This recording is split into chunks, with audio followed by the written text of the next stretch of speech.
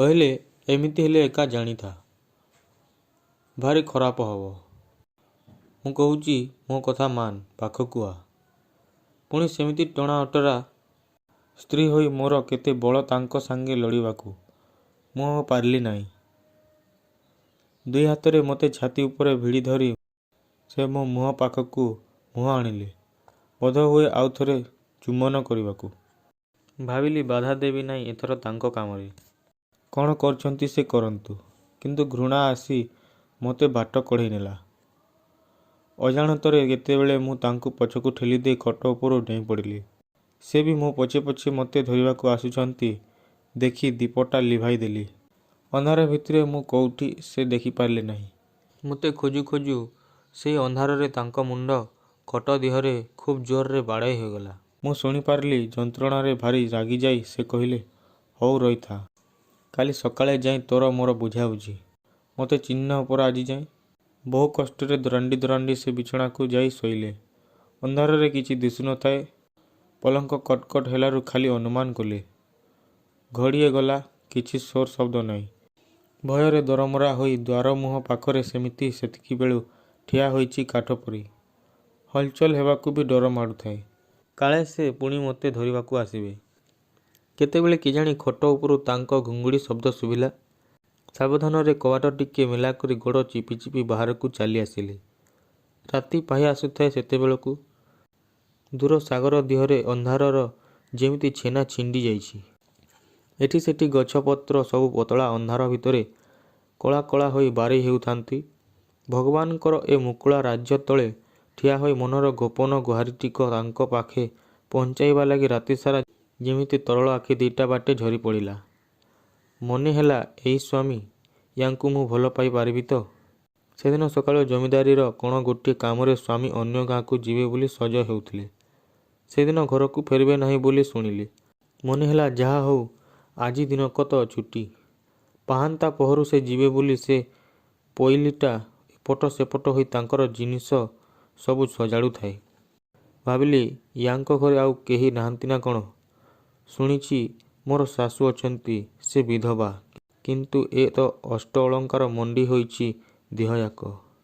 ବୟସ ବି ଏମିତି ବେଶୀ କିଛି ହୋଇନାହିଁ। ତେବେ ଏ କିଏ? ଦ୍ୱାର ମୁହଁ ପାଖରେ ମୋତେ ଦେଖି ସେ ମୋ ପାଖକୁ ଆସିଲା।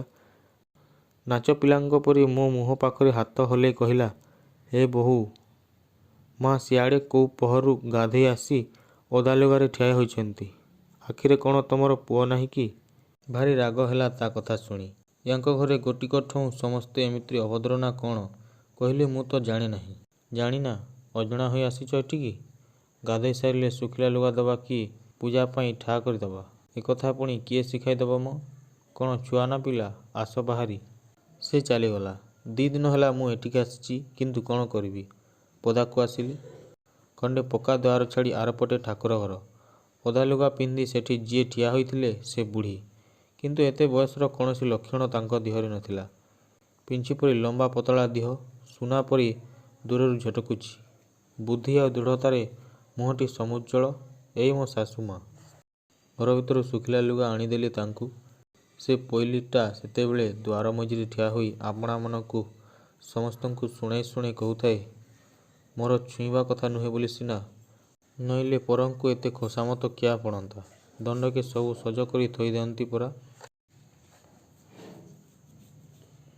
ଶାଶୁ ଲୁଗା ପାଲଟିଲେ। ମୋତେ ତୁନି ତୁନି କହିଲେ, ଦେଖୁଛୁ ତ କେମିତି ଏକୁଟିଆ ଘର, ଏତେ ଲାଜ କଲେ ଚଳିବ କୋଉଠୁ ଝିଅ? ସେ ଠାକୁର ଘର ଭିତରକୁ ଯାଇ କବାଟ ଲଗାଇଦେଲେ। ଠାକୁର ଘର ଦ୍ୱାର ମୁହଁ ପାଖରେ ଗୋଟିଏ ପିଲା କେତେବେଳୁ ଖୁଣ୍ଟକୁ ଆଉଜି ଠିଆ ହୋଇଥିଲା। ମୋତେ ଦେଖି ପାଖକୁ ଆସିଲା। କାନି ଧରି ହସି ହସି କହିଲା, ନୂଆ ମା। କାଖ କରି ମୁଁ ତାକୁ ମୋରି ଘରକୁ ନେଇ ଆସିଲି। ଘର ଭିତରେ ଆଉ କେହି ନଥିଲେ ସେତେବେଳେ। ତୁନି ତୁନି ପଚାରିଲେ, ତୋ ନାଁ କ'ଣ କି? ନଟ ପରା, ସେ କହିଲା। ପଚାରିଲେ, ହଇରେ ନଟ, ମୋତେ ତୁ ଚିହ୍ନିଲୁ କେମିତି? ବାରେ, ଆମ ଧାଇମା ପରା କହୁଥିଲା, କୋଉଦିନ କେଜାଣି କେତେ ଦିନ ହୋଇଗଲାଣି ତୋର ନୂଆ ମା ଆସିବ। ବାପା ଯିବେ କେତେ ବାଜା ବଜାଇ ତାକୁ ଆଣିବାକୁ। ଧାଇମା କିଏ? ମଲା ତୁ ଜାଣୁନାଉ ନା? ସିଏ ସୌରଭୀ ପରା। ଏଇକ୍ଷଣି ଯେ ଦୁଆରେ ଠିଆ ହୋଇଥିଲା ତୁ ଆସିଲା ବେଳେ। ବୋଧହୁଏ ସେଇ ପୋଇଲିଟା। ପଚାରିଲି, ହଇରେ ଧାଇମା ଏଠି କି କାମ କରେ? ମୋତେ ଦୁଧ ପେଇ ଦିଏ, ଦାଣ୍ଡକୁ ବୁଲାଇ ନିଏ। ଆଗେ ତାର ପାଖେ ଶୋଉଥିଲି, ଏବେ ମା ପାଖରେ ଶୁଏ ବହୁତ ଦିନ ହେଲା। ପଚାରିଲି, ଧାଇମା ତୋତେ ମାରେ ହଇରେ? ଖୁବ୍। ଦୁଧ ନ ପିଇଲେ ଅମାନିଆ ହେଲେ ଗୋଟାଏ ବାଡ଼ି ଧରି ଏମିତି ପିଟି ପକାଏ ଖାଲି। ବାପା କିଛି କୁହନ୍ତି ନାହିଁ ତାକୁ, ନାଇଁ ଖାଲି ହସି ଦେଇ ଦାଣ୍ଡକୁ ଚାଲିଯାଆନ୍ତି। ତାପରେ ଦଣ୍ଡେ କ'ଣ ଭାବି କହିଲା, ବାପାଙ୍କୁ ସେ ଔଷଧ କରିଛି କୁଆଡ଼େ। ଆଉ ମା? ମୁଁ ପଚାରିଲି। ସେ କିଛି କୁହନ୍ତି ନାହିଁ ଧାଇମା ତୋତେ ମାରିଲେ? ସେ କହିଲା, ସେ ତ ସବୁବେଳେ ଖାଲି ଠାକୁର ଘରେ ପଶିଥାଏ, ଏ ଖଞ୍ଜାକୁ ଜମା ସେ ଆସି କି? ଆଖି ଦିଟା ମୋର ଲୁହରେ ପୂରି ଉଠିଲା ତା କଥା ଶୁଣି ଶୁଣି। ମା ମଲା ଏଇ ଅରକ୍ଷ ଅସରଣ ପିଲାଟି, କାହାରି ତ ଟିକେ ହେଲେ ଲୋଭ ନାହିଁ ୟା ପ୍ରତି। ଦୁଇ ହାତରେ ତାକୁ ଛାତି ଉପରେ ଭିଡ଼ି ଧରି ମନେ ମନେ କହିଲି, କେହି ନଥିଲେ ତୋର ମୋ ତ ଅଛି। ଜମିଦାର ଘର। ବେଶୀ କେହି ଲୋକ ନଥିଲେ ବି ଅମଲା ଚାକରଙ୍କ ଗୋଳମାଳ ଭାଙ୍ଗୁ ଭାଙ୍ଗୁ ରାତି ଅନେକ ହୋଇଯାଏ। ଆଜି ପୁଣି ସହଜେ ସେ ଘରେ ନାହାନ୍ତି। ରାତି ଦ୍ୱିପହର ଯାଏଁ ଖଞ୍ଜାରେ ଗହଳ ଚହଳ ଲାଗିଲା। ଅନେକ ରାତିରେ ଗୋଟି ଗୋଟି ହୋଇ ସମସ୍ତେ ଘରକୁ ଗଲେ। ଘର ଭିତରେ ଖଣ୍ଡେ ସପ ପକାଇ ଶୋଇବାକୁ ଯାଉଛି। ନଟ ଆସି ଡାକିଲା, ନୂଆମା ଶୋଇଲୁଣି? ମୁଁ ତୋ ପାଖରେ ଶୋଇବି। ପିଲାଟା ଏତେବେଳ ଯାଏ ତାକୁ ନିଦ ନାହିଁ, ଖାଲି ମୋରି ପାଖରେ ଶୋଇବ ବୋଲି। ଏଡ଼େ ସ୍ନେହର ବିଚାରୀ। କୋଳକୁ ଟାଣି ନେଇ କହିଲି, ଆଲୋ ଶୋଇବୁ ମୋ ପାଖରେ। ମା ପାଖରେ ଶୋଇଲୁ ନାହିଁ କି ଆଜି? ସେ କହିଲା, ମାକୁ କହିଲି, ନୂଆମା ପାଖରେ ଶୋଇବି ଯାଉଛି। ସେ କ'ଣ କହିଲେ ପଚାରିଲି। କହିଲା, ହଉ ଯା। ସଉତୁଣୀ ପୁଅ ସେ ମୋର, କିନ୍ତୁ ଏଡ଼େ ସ୍ନେହ ତାହା ପାଇଁ ଏ ପୋଡ଼ା ଛାତି ଭିତରେ କୋଉଠି ଥିଲା କେଜାଣି। ବାହାରେ ସୌରଭୀ ପାଟି ଶୁଭିଲା, ନଟ ଆ ଶୋଇବୁ। ବିକଳରେ ମୋ ବେକକୁ ବେଢ଼ାଇ ଧରି ନଟ କହିଲା, ନୂଆମା କହିଦେ ତାକୁ ମୁଁ ଏଠି ଶୋଇବି ତୋ ପାଖରେ। ସୌରଭୀ ପୁଣି ଆସି ଡାକିଲା, ନଟ ଆ ମା ଡାକୁଛନ୍ତି। ସେ କହିଲା, ମୁଁ ମାକୁ କହି ଆସିଛି ଏଇଠି ଶୋଇବି, ଆ ତେବେ ମୋ ପାଖରେ ଶୋଇବୁ। ଆଉ ମୁହଁ ବୁଜି ରହିପାରିଲି ନାହିଁ। କହିଲି, ପିଲାଟା କହୁଛି ସେ ଏଇଠି ଶୋଉ ଆଜିକ। ମୋ ଆଡ଼କୁ ଆଖି ତରାଟି ଚାହିଁ ସେ କହିଲା, ଚାଖଣ୍ଡେ ବୋଲି ପିଲା, ତାର ପୁଣି ଗୋଟାଏ ଆଇନ। ଆ ଶୋଇବୁ ମୋ ପାଖରେ କହୁଛି। ଡରରେ ପିଲାଟା କାଠ ପିତୁଳା ପରି ସେମିତି ପଡ଼ିଥାଏ। ତାକୁ ଜୋରରେ ମୋ ପାଖରୁ ଝିଙ୍କି ନେଇ ସୌରଭୀ କହିଲା, ଚାଲ। ଶୈତାନ ଟୋକା, ମାରି ମାରି ହାଡ଼ ଚୂନା କରିଦେବି ଯେ। ଲୁହ ଢଳ ଢଳ ଆଖିରେ ନଟ ଚାଲିଗଲା ତା ସଙ୍ଗେ। ମୋ ଆଡ଼କୁ ଚାହିଁ ଚାହିଁ। ମନେ ହେଲା ମୋ ଦେହରୁ ଖଣ୍ଡେ ଯେମିତି କିଏ କାଟି ନେଲା।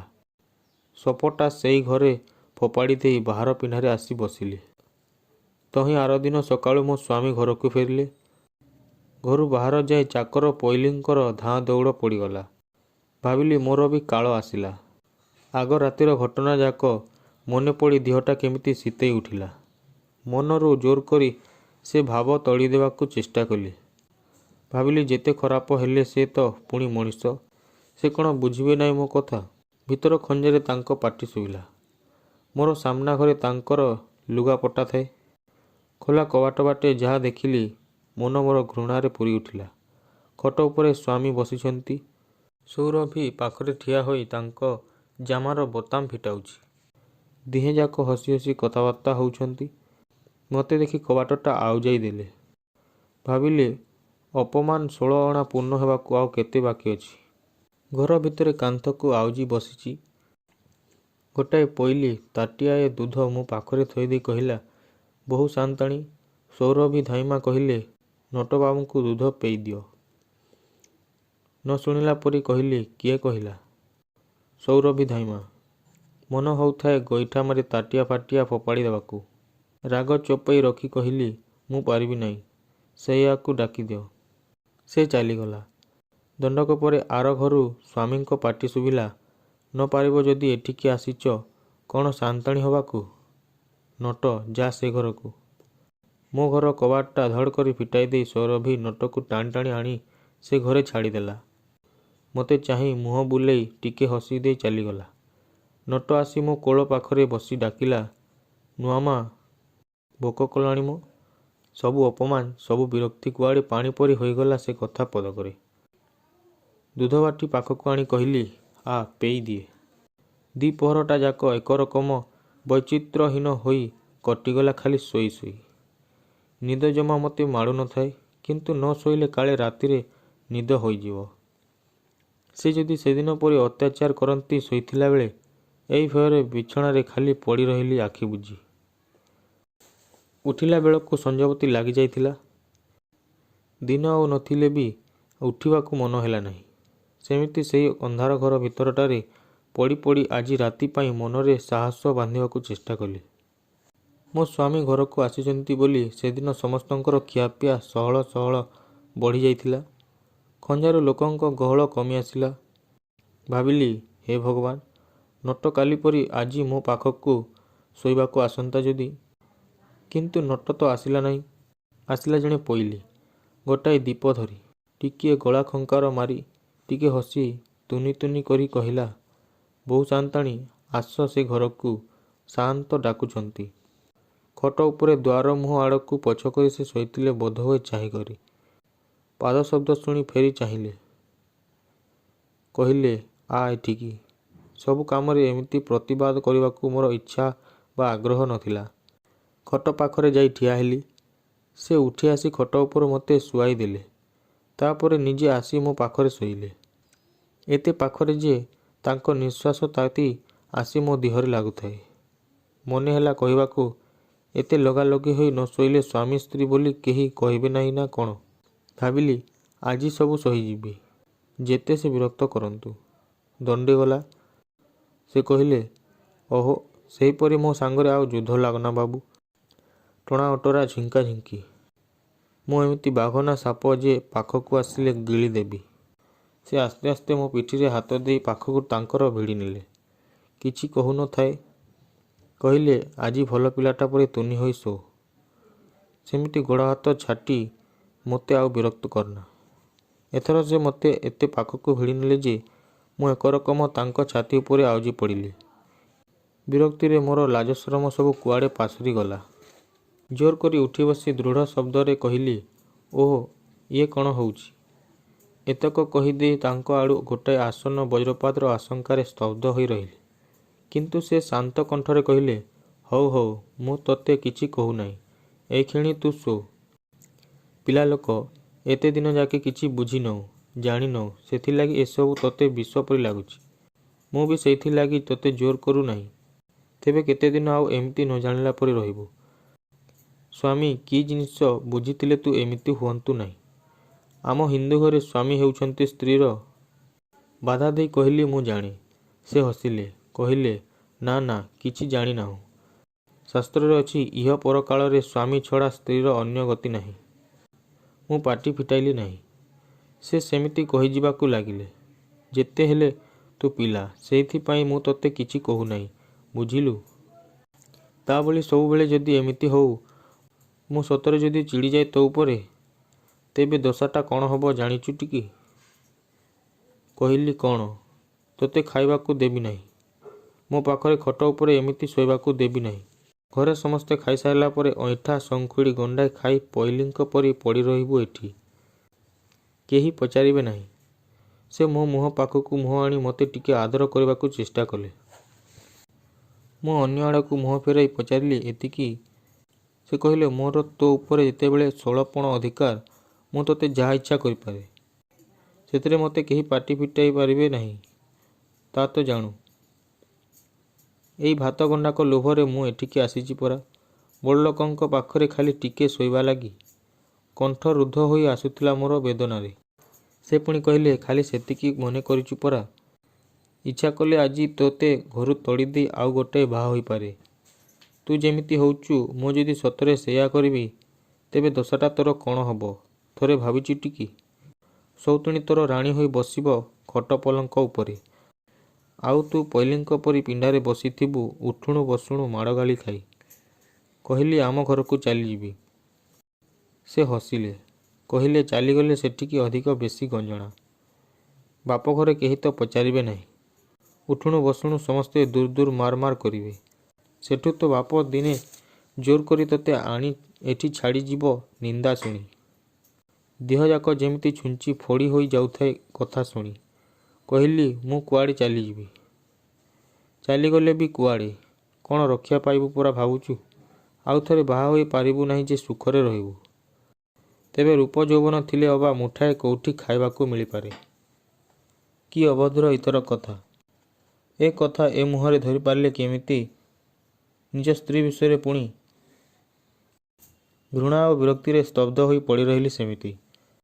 ସେ ପୁଣି ମୋ ହାତକୁ ଧରି କହିଲେ, ଭଲ ପିଲା ପରି ସେ ବୁଦ୍ଧି ଛାଡ଼। କହୁ କହୁ ସେ ଦୁଇ ହାତରେ ମୋତେ ଜୋରରେ କୁଣ୍ଢେଇ ଧରି ଚୁମ୍ବନ କଲେ। ମଣିଷର ସହିବାର ତ ଗୋଟାଏ ସୀମା ଅଛି। ଆଉ ଚୁପ୍ ହୋଇ ରହିପାରିଲି ନାହିଁ। ପ୍ରାଣପଣେ ନିଜକୁ ମୁକ୍ତ କରିବାକୁ ଚେଷ୍ଟା କରି କହିଲି, ମୋତେ ଛାଡ଼, ନଇଲେ ପାଟି କରିବି ଏଇକ୍ଷଣି। ତାଙ୍କ ଛାତି ଉପରେ ମୋତେ ସେମିତି ଭିଡ଼ି ଧରି କହିଲେ, କିଏ ଶୁଣିବ ଏଠି ହଜାରେ ପାଟି କଲେ।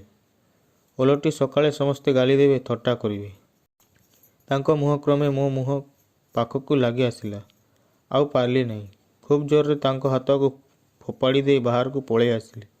ପିଣ୍ଡା ତଳେ ଗୋଟାଏ ପକ୍କା କୂଅ ଥିଲା। ତାଙ୍କୁ ମୋ ପଛରେ ଆସିବାର ଦେଖି ମୁଁ କୂଅ ଉପରେ ଠିଆ ହୋଇ କହିଲି, ମୋ ସାଙ୍ଗେ ପୁଣି ସେମିତି ଲଗାଇଲେ ମୁଁ କୂଅକୁ ଡେଇଁପଡ଼ିବି ଜାଣିଥା। ଭୟରେ ସେ ଆଉ ପିଣ୍ଡା ତଳକୁ ଓହ୍ଲାଇଲେ ନାହିଁ। କିନ୍ତୁ ସେଇଠୁ ରାଗରେ ଗର୍ଜି ଉଠି କହିଲେ, ଆଚ୍ଛା ରହ, ତୋତେ ଦେଖୁଛି। ତାପରେ ଘରକୁ ଯାଇ ଦୁଲ କରି କବାଟଟା ଲଗାଇଦେଲେ। ବାଡ଼ିପଟ ତୋଟାଗହଳ ଭିତରେ ଅନ୍ଧାର କାନ ପାରି ସବୁ ଶୁଣୁଥାଏ। ଆଉ ଭୟରେ ଦେହ ମୋର ଥରି ଉଠୁଥାଏ। ପତର ଫାଙ୍କରେ ସର ସର ହୋଇ ମୁଣ୍ଡ ଉପରେ ଗୋଟାଏ ପେଚା ବିକଟ ଶବ୍ଦ କରି ଉଡ଼ିଗଲା। ସେଇଠି ସେମିତି କାଠ ପିତୁଳା ପରି ଠିଆ ହୋଇ ଭାବିଲି, ନା, ଏ ଜନ୍ମରେ ୟାଙ୍କ ସାଙ୍ଗରେ ମୋର ପଡ଼ିବାର ନୁହେଁ। ଚେଷ୍ଟା କରିବା ବୃଥା। ଶୀତ ଆସିଲା। ପାହାନ୍ତା ଆଲୁଅର ଧୂପଛାୟା ଉପରେ କୁହୁଡ଼ି କନ୍ଥା ଘଡ଼ି ହୋଇ। ବିଲ ଅପନ୍ତରା ଭିତରେ କେତେ ଆଡ଼େ କେତେ ବାଟ ଫିଟି ଯାଇଥିଲା ତା'ର ଆସିବା ଲାଗି। ଧାନ ସବୁ ପାଚି ଆସିଥିଲା ଅନେକ ଠେଇଁ। ତାରି କଡ଼ା ବାସ୍ନା ଚାରିଆଡ଼େ ଘୋଟି ଯାଇଥିଲା ଯେମିତି। 4-5 ଦିନ ହୋଇଗଲାଣି ୟା ଭିତରେ ସେହିଦିନୁ ସ୍ୱାମୀ ମୋତେ ପାଟି ଫିଟାଇ ନାହାନ୍ତି। ସୌରଭୀକି ନେଇ ଆଜିକାଲି ତାଙ୍କର ବେଶି କଥାବାର୍ତ୍ତା। ଇଚ୍ଛା କରି ମୋତେ ଦେଖାଇ ଦେଖାଇ। ଏ ଘର ଭିତରେ ମୁଁ ଯେ ଅଛି, ଏ କଥା ସେ ଯେପରି ଭୁଲି ଯାଇଛନ୍ତି। ମୁଁ ମଧ୍ୟ ଖୁବ୍ ସାବଧାନରେ ରହିଛି। ରାତିରେ ନଟକୁ ନେଇ ମୁଁ ଆଉ ଗୋଟିଏ ଘରେ ଶୁଏ। ଖାଇସାରି ମୋତେ ବି ଆଉ କେହି ଡାକିବାକୁ ଆସନ୍ତି ନାହିଁ ସ୍ୱାମୀଙ୍କ ଘରକୁ ଯିବାକୁ। ତଥାପି ଭୟ ଥାଏ, କାଳେ ଆସିବେ ସେ ଏ ଘରକୁ।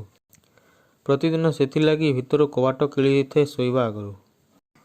ରାତିରେ ଦିନେ ଦିନେ ନିଦ ଭାଙ୍ଗିଗଲେ ଶୁଣେ ସ୍ୱାମୀଙ୍କ ସଙ୍ଗେ ସେଇ ପୋଇଲୀଟାର କଣ୍ଠ ଶୁଭୁଛି। କଥାଗୁଡ଼ାକ ବାଟୋଳି ପରି କାନରେ ଆସି ବାଜେ। ଭାବେ ସମସ୍ତଙ୍କୁ ଯାଇ ଉଠେଇ ଦିଏ ଦେଖନ୍ତୁ। ପୁଣି ମନେ କରେ, କରନ୍ତୁ ସେ ଯାହା ତାଙ୍କର ଖୁସି, ମୋର ସେଥିରେ କ'ଣ ଅଛି। ସକାଳ ଓଳାଟା ମୋର ଶାଶୁଙ୍କ ସେବାରେ କଟିଯାଏ। ଦିନେ ପାହାନ୍ତାରୁ ଗାଧୋଇ ଆସି ଠାକୁରଙ୍କ ଘରେ ଚନ୍ଦନ ଘୋରୁଛି। ଶାଶୁ ଆସି କହିଲେ, ମା, ଭଣ୍ଡାର ଘର ଚାବିଟା ତୋ ପାଖରେ ରଖ, ଦବା ନେବାକୁ ମୋତେ ଅଡ଼ୁଆ ହେଉଛି। ଆସ୍ତେ ଆସ୍ତେ କହିଲି, ମୁଁ କ'ଣ ପାରିବି। ସେ ସବୁଦିନ ଅଳ୍ପ କଥା କହନ୍ତି। କହିଲେ, ନଇଲେ କିଏ ଆଉ କରିବ। ଠାକୁର ପୂଜାରେ ତ ମୋତେ ଦଣ୍ଡେ ଫୁରୁସତ ନାହିଁ। ସେ ଚାବି ଆଉ ମୁଁ କାହାକୁ ଦେଇପାରିବି ନାହିଁ ତୋ ଛଡ଼ା। ମନ ହେଉନଥାଏ। କଥା ଭାଙ୍ଗି ନ ପାରି ତାଙ୍କଠଉଁ ଚାବି ନେଲି। ସେଇଦିନୁ ମୋର ଆଉ ଗୋଟାଏ କାମ ବଢ଼ିଗଲା। ଭାବିଲି ଯେତେ ଏମିତି କାମ ଭିତରେ ନିଜକୁ ଭୁଲାଇ ରଖିବି ସେତେ ଭଲ। ଚଞ୍ଚଳ ଆଉ ସବୁ କାମ ବଢ଼ାଇ ଦେଇ ଚାବି ନେଇ ଭଣ୍ଡାର ଘର ଫିଟାଇଲି। ସୌରଭୀ ଦୁଆରେ ଠିଆ ହୋଇଥିଲା। ମୋତେ ଦେଖି ମନକୁ ବକର ବକର ହୋଇ ସେଠାରୁ ଚାଲିଗଲା। ଖୁବ୍ ବଡ଼ ଘରଟାଏ ସେଟା, କିନ୍ତୁ ତିଳ ପକାଇବାକୁ ଜାଗା ନାହିଁ। ଭିତରେ ଏତେ ଜିନିଷ। କୋଉଠି କ'ଣ ଥୁଆ ହୋଇଛି, ଖାଲି ଚାହିଁ ଯିବାକୁ ମୋତେ ଘଡ଼ିଏ ଲାଗିଲା। ସବୁ ଜିନିଷ ତଳକୁ କାଢ଼ି ଆଉ ଥରେ ସଜାଡ଼ି ବସୁଛି। ଚମ୍ପା ମା ପୋଇଲୀ ଆସି କହିଲା, ବୋଉ ସାନ୍ତାଣୀ, ଭିତରକୁ ଜିନିଷ ଦିଅ। ବାମୁଣ ଠିଆ ହୋଇଛି କେତେବେଳୁ। ଏଇ କେତେଦିନ ଦେଖିଶୁଣି ଯାହା ମନେଥିଲା ସବୁ, ବରଂ ବେଶି କରି ଗୋଟାଏ ଡାଲାରେ ସଜ କରି ଚମ୍ପା ମା ହାତରେ ଭିତର ଘରକୁ ପଠାଇ ଦେଇ ପୁଣି ସଜାଡ଼ି ବସୁଛି। ମନେ ପଡ଼ିଲା ନଟ ତ ଏତେବେଳ ଯାଏ ଦୁଧ ପିଇ ନାହିଁ। ଘର ଚାବି ଲଗାଇ ବାହାରକୁ ଆସିଲି। ଗୋଟାଏ ଭଙ୍ଗା ମାଟି ଘୋଡ଼ା ଉପରେ ଚଢ଼ି ନଟ ଖେଳୁଥିଲା। ମୋତେ ଦେଖି ପାଖକୁ ଆସି କହିଲା, ନୂଆ ମା, ଗୋଟାଏ ଭଲ ଘୋଡ଼ା କିଣିଦେ ମୋତେ। କହିଲି, ହଉ ଦେବି କିଣି, ସୁନାଟା ପରା, ଆ ଦୁଧ ପିଇବୁ। ଦବୁ କିଣି? ସତ କହନି, ମୋ ରାଣ ପକାନି। କହିଲି, ଦେବିଲୋ ଆ। ମୋ ଘର ଭିତରେ ନଟକୁ ଦୁଧ ପିଆଉଛି ଭିତର ଘରୁ ସୌରଭୀ ପାଟି ଶୁଭିଲା। ଇଏ ସବୁ କ'ଣ ପିଣ୍ଡ ବଢ଼ା ହୋଇଛି ନା ସିଧା ମୁଁ? ଚାଉଳ ଡାଲି କେଇଟା ଆଙ୍ଗୁଠି ଆଗରେ ଗଣି ହବ। ଆଳୁ ନାହିଁ, ପିଆଜ ନାହିଁ। ଆମ ବାବୁ କ'ଣ ଏଇଆ ନଗେଇ ଭାତ ଖାଇବେ? ଆସୁଛନ୍ତି ତ ବାର ଅରକ୍ଷିତ ଘରୁ। ସିଧା ସଜାଡ଼ି ନ ଆସେ ଯେବେ ଚାବିଟା ଅଣ୍ଟାରେ ମାରି ବୁଲିବାର ଏତେ ସଉକ କାହିଁକି? ଏତେ ଗୁଡ଼ାଏ ଅପମାନ, ଏତେ ଲୋକଙ୍କ ଆଗରେ ଗୋଟାଏ ଚାକରାଣୀ ମୁହଁରୁ। ମନ ହେଉଥାଏ ଏଇ ମୁହୂର୍ତ୍ତରେ ତାକୁ ଏ ଘରୁ ବାହାର କରିଦେବାକୁ, କିନ୍ତୁ ଉପାୟ ନାହିଁ। ସେଠି ତୁନି ହୋଇ ବସି ବସି ନିଜ ରାଗରେ ନିଜେ ଜଳିଗଲି। ନଟ ଡାକିଲା, ନୂଆମା, ଏ ସୌରଭୀଟା ଭାରି କଳିହୁରି ନୁହେଁ? ଜୋରରେ ନିଶ୍ୱାସ ପକାଇ କହିଲି, ହଁ ଦେ, ତୁ ପିଇଦେ। ଶୀତଦିନେ କଅଁଳ ଖରା କୋଠା ଉହାଡ଼ରେ ବଙ୍କା ହୋଇ ଦୁଆର ଯାଏ ଲମ୍ବି ପଡ଼ିଥିଲା। ଦ୍ୱିପହର ଖିଆପିଆ ସାରି ସମସ୍ତେ କିଏ କେଉଁଠି ଶୋଇ ପଡ଼ିଥିଲେ ସବୁ ସେତେବେଳକୁ। ମୋ ଘରେ ଏକା ମୁଁ ଶୋଇ ନଥିଲି। ବାହାରେ କାହାର ପାଦ ଶବ୍ଦ ଶୁଭିଲା। ଦୁଆର ବାଟେ ଚାହିଁଲି, ସ୍ୱାମୀ। ମୁଣ୍ଡରେ ଲୁଗା ଦେଇ ଧଡ଼ପଡ଼ ହୋଇ ଉଠି ବସିଲି। ଘର ଭିତରକୁ ଆସି ସେ କହିଲେ, ସେ ଚାବିଟା ଦେଲୁ। ପଚାରିଲି, କୋଉ ଚାବି? କହିଲେ, ଭଣ୍ଡାର ଘର ଚାବି। କ'ଣ ହବ? ବିରକ୍ତ ହୋଇ ସେ କହିଲେ, କ'ଣ ହେବ କାହିଁକି? ତୋର ଏତେ ଜମା ଖର୍ଚ୍ଚରେ ଦରକାର କ'ଣ ଶୁଣେ? କହିଲି, ମା ମୋତେ କାହାକୁ ଦବାକୁ ମନା କରିଛନ୍ତି ଏ ଚାବି। ଆଚ୍ଛା, ସେ କଥା ପରେ ବୁଝାଯିବ, ଚାବି ଆଗ ଦେ। ରାଗରେ ଝଣ୍ କରି ଚାବିଟା ଫୋପାଡ଼ି ଦେଇ ବିଛଣାରେ ମୁହଁମାଡ଼ି ଶୋଇ ପଡ଼ିଲି। ଚାବିଟାକୁ ଉଠାଇ ନେଇ ସେ ଘରୁ ଚାଲିଗଲେ। ମନେ ହେଲା ଏସବୁ ସେଇ ସୌରଭୀର ଫିସାଦି। ମୋ ପାଖରେ ଘରର ଏଡ଼େ ବଡ଼ ଦରକାରୀ ଜିନିଷଟାଏ ରହୁ, ଏଟା ବୋଧହୁଏ ତା'ର ଇଚ୍ଛା ନୁହେଁ। ଏ ଘରେ ମୋଠୁ ତା'ର ଯେ ବେଶୀ ଅଧିକାର, ଏ କଥା ମୁଁ ଆସିବା ଦିନୁ ଦେଖୁଛି। ସେ ପ୍ରତି କଥାରେ ମୋତେ ଦେଖାଇ ଦେବାକୁ ଚେଷ୍ଟା କରୁଛି। କିନ୍ତୁ କାହିଁକି ମୋ ଉପରେ ତା'ର ଏତେ ରାଗ? କିଛି ତ ଅନିଷ୍ଟ ତା'ର ମୁଁ କରିନାହିଁ କେବେ। କାହିଁକି ତେବେ ସେ ଉଠୁଣୁ ବସୁଣୁ ମୋତେ ଏତେ ଅପମାନ କରୁଛି? ମନେ କଲି ଶାଶୁଙ୍କୁ ଏ କଥା ଜଣାଇଲେ କେମିତି ହୁଅନ୍ତା। କିନ୍ତୁ ନା, ଥାଉ। ସେ ଯେମିତି ଉଦାସିଆ ଲୋକ, ଏ ଜଞ୍ଜାଳ ଭିତରକୁ ତାଙ୍କୁ ଟାଣି ଆଣି ମିଛରେ କଷ୍ଟ ଦେବା ଦରକାର ନାହିଁ। ନିଜେ ଯଦି ଜାଣିବେ ଜାଣନ୍ତୁ। ବାହା ହେବା ଦିନୁ ତ ଜାଣିଛି କପାଳ ମୋର ଫାଟିଛି। ଆଉ ଏଇ କଥା ଗୋଟାକରେ କ'ଣ ସେସବୁ ଆଜି ସୁଧୁରିଯିବ? ଚମ୍ପା ମା ଆସି ଡାକିଲା, ବୋହୂ ସାନ୍ତାଣୀ, ସଞ୍ଜ ଲାଗିଗଲାଣି ପରା। ଭଣ୍ଡାର ଘର ଫିଟାଇବ ନାହିଁ କି ମ? କହିଲି, ମୋ ପାଖରେ ଚାବି ନାହିଁ, ଯା। ଆକାଶରୁ ପଡ଼ିଲା ପରି ଆଶ୍ଚର୍ଯ୍ୟ ହୋଇ ସେ ପଚାରିଲା, ତମ ପାଖରେ ନାହିଁ? ଆଉ କାହା ପାଖରେ ଲୋ ମା? ମୁଁ ଜାଣେ ନାହିଁ, ଯା, ଚିଡ଼ି କରି କହିଲି। ବାହାରେ ସୌରଭୀ ପାଟି ଶୁଭିଲା, ଏ ଚମ୍ପା ମା, ଇଆଡ଼େ ଆ। କଥାଟା କ'ଣ ଚମ୍ପା ମା ବିଚାରୀ କିଛି ବୁଝିପାରିଲେ ନାହିଁ। ବୋକାଙ୍କ ପରି ମୋ ଆଡ଼କୁ ଦଣ୍ଡେ ଚାହିଁ ସେ ଘରୁ ଚାଲିଗଲା। ବାହାରେ ଭଣ୍ଡାର ଘର ଫିଟାଇବା ଝଣ ଝଣ ଶବ୍ଦ ମୋ କାନରେ ଆସି ବାଜିଲା ଗୋଟାଏ ଛୁଞ୍ଚି ମୁନ ପରି। ସଞ୍ଜବେଳେ ନଟ ଦାଣ୍ଡରେ କୁଆଡ଼େ ବୁଲୁଥିଲା। ଦୌଡ଼ି ଆସି ମୋତେ କହିଲା, ନୂଆମା, ବାପାକୁ ଭାରି ଜ୍ୱର ହେଲାଣି। ସେ ପିଣ୍ଡାରେ ବସି ଥରୁଛି ଖାଲି। ଆଜି ଦ୍ୱିପହରେ ତ କିଛି ନଥିଲା, ଘଡ଼ିକ ଭିତରେ ଏମିତି କ'ଣ ଜ୍ୱର ହେଲା? ପଚାରିଲି, ସତରେ ହଇରେ? ହଁ ସତରେ ତ। ତୁ ଆସୁନାହୁଁ ଦେଖିବୁ। ପଚାରିଲି, ମା କୋଉଠି ଅଛନ୍ତି? ସେ ତ ଆର ଖଞ୍ଜାରେ, ଠାକୁର ଘରେ। ମୁହଁ ସଞ୍ଜ ଲାଗି ଆସୁଥିଲା। ଶୋଇବା ଘର ପଛରେ ପିଣ୍ଡାରେ ଗୋଟାଏ ଚୌକି ପକାଇ ସେ ବସିଥିଲେ, ବୋଧହୁଏ ଆଖି ବୁଜି। ଗୋଡ଼ ଚିପି ଚିପି ପାଖରେ ଯାଇ ଠିଆ ହେଲି। ଆଖି ନ ଫିଟାଇ ସେ ପଚାରିଲେ, କିଏ? ଦେହରେ ହାତ ଦେଇ ଦେଖିଲି ନିଆଁ ପରି ତାତିଛି। କହିଲି, ଆସ ଘରକୁ। ତାଙ୍କ ଶୋଇବା ଘର ଖଟ ଉପରେ ବିଛଣା ପକାଇଦେଲି। ଆସି ଚୁପ୍ ହୋଇ ଶୋଇଲେ। ଘର କବାଟଟା ଆଉଜାଇ ଦେଇ ବାହାରକୁ ଆସିଲି। ଚମ୍ପା ମା'କୁ ଡାକିଲି, ଯା, ମା'କୁ ଡାକିଦବୁ। ଆର ଖଞ୍ଜାରୁ ଫେରିଆସି ଚମ୍ପା ମା କହିଲା, ସାନ୍ତାଣୀ ଠାକୁର ଘର ଭିତରେ। ଭିତରୁ କବାଟ ଦିଆ ହୋଇଛି। ସୌରଭୀ ଧାଇଁ କାହିଁ? ସେ କହିଲା, କେଜାଣି ଲୋ ମା, ସକାଳ ପହରୁ କୁଆଡ଼େ ଯାଇଛି କିଏ ଜାଣେ। ଜ୍ୱର ବାଉଳାରେ ଭାରି ବ୍ୟସ୍ତ ହେଉଥିଲେ ସେ। ବାହାରୁ ମୋତେ ସବୁ ଶୁଭୁଥିଲା। ପାଖରେ ଯାଇ ବସିଲି। ପଚାରିଲି, ମୁଣ୍ଡ ବଥଉଛି, ଚିପିଦେବି? କର ଲେଉଟାଇ କହିଲେ, ନାଇଁ ଥାଉ। ଦଣ୍ଡେ ଗଲା। ପୁଣି ସେମିତି ବ୍ୟସ୍ତ ହେବା ଦେଖି ପଚାରିଲି, କ'ଣ ବେଶୀ ଖରାପ ଲାଗୁଛି? ନା, କିଛି ନୁହେଁ। ନିଦ ଅଳସରେ ହାତଟା ତାଙ୍କର ମୋ କୋଡ଼ ଉପରେ ଆସି ପଡ଼ିଲା। ଘୁଞ୍ଚି ଗଲି ନାହିଁ। ଚୁପ୍ ହୋଇ ବସି ରହିଲି। ସେତେବେଳେ ବିଛଣା ଉପରୁ ଟିକେ ମୁଣ୍ଡ ଟେକି ସେ ଡାକିଲେ, ସତୀ ଗଲୁଣି କି? ମୁହଁ ପାଖରେ ତାଙ୍କର ନଈପଡ଼ି ପଚାରିଲି, କ'ଣ ସୌରଭୀ କାହିଁ? ଟିକେ ଡାକିଦେଲୁ। ହଠାତ୍ ଟାଣ ହୋଇ କହି ପକାଇଲି, ମୁଁ କ'ଣ ତାକୁ କାନିରେ ବାନ୍ଧି ବୁଲୁଛି? ସେ ତୁନି ହୋଇ ରହିଲେ। କବାଟ ଆଉଜାଇ ଦେଇ ଦୁମ୍ ଦୁମ୍ ହୋଇ ସେ ଘରୁ ଚାଲି ଆସିଲେ। ରାତି ବେଶୀ ହୋଇଗଲା। ସୌରଭୀ ସେତେବେଳେ ଯାଏ ବି ଫେରିଲା ନାହିଁ। ଭାବିଲି ଦେହ ବ୍ୟସ୍ତ ତାଙ୍କର। ଏତେବେଳେ ରାଗ କରି ରହିବି ଗୋଟାଏ କ'ଣ? ଛି ଛି। ମା ସେତେବେଳେ ଯାଇ ଠାକୁର ଘରୁ ବାହାରି ନଥିଲେ। ପୁଣି ସ୍ୱାମୀଙ୍କ ଘରକୁ ଯାଇ ଗୋଡ଼ରେ ତାଙ୍କର ହାତ ବୁଲାଇ ଦେଲି ପାଖରେ ବସି। ଛାଇନିଦ ତାଙ୍କୁ ଲାଗି ଆସୁଥିଲା ବୋଧହୁଏ। କେତେବେଳେ ସେ ପଚାରିଲେ, କିଏ ସୌରଭୀ? କହିଲି, ନାଇଁ ମୁଁ। ମୁହଁ ଟେକି ଥରେ ସେ ମୋ ଆଡ଼କୁ ଚାହିଁଲେ। ତାପରେ କ'ଣ ବିଚାରି ଗୋଡ଼ଟା ମୋ ପାଖରୁ ଟାଣି ନେଲେ। ଅପମାନର ଗୋଟାଏ ତୀବ୍ର ଅନୁଭୂତି ମୁଣ୍ଡ ଭିତର ମୋର ଓଲଟ ପାଲଟ କରିଦେଇ ଗଲା। ଭାବିଲି ଲୁଚିଯିବି। କବାଟ ଫିଟାଇ ସୌରଭୀ ଭିତରକୁ ଆସିଲା। ଘର ଭିତରେ ଆଲୁଅ ଟିକେ କମି କରିଦେଇ ଭିତରୁ କବାଟ କିଳିଦେଲି। ତାପରେ ଖଟ ପାଖକୁ ଆସି ମୋତେ ଦେଖି ଯେମିତି ହଠାତ୍ ଚମକି ପଡ଼ିଲା। କିପରି ସେ ଘରୁ ଚାଲିଗଲା। ଗୋଡ଼ ତଳେ ସାପ ଦେଖିଲେ ଲୋକେ ଯେପରି ସେ ଘରୁ ପଳାନ୍ତି, ଠିକ୍ ସେମିତି। ସ୍ୱାମୀ ନିଦରେ ଶୋଇନଥିଲେ। ବୋଧହୁଏ ସବୁ ଦେଖିଲେ, କିନ୍ତୁ ଶୋଇବା ବାହାନା କରି ପଡ଼ି ରହିଲେ ଲାଜରେ। ମୋତେ ବି ଭାରି ଅଡ଼ୁଆ ଲାଗିଲା ସେଠି ବସି ରହିବାକୁ। ମୋ ଘରେ ଆସି କବାଟ କିଳି ଶୋଇଲି। ଭାବିଲି ଦିହିଁଙ୍କ ରୁଚି ଭିତରେ ଯେଉଁଠି ଏତେ ପ୍ରଭେଦ, ସେଠି କୋଉ କାଳେ କ'ଣ ୟାଙ୍କର ମୋର ପଡ଼ିବ।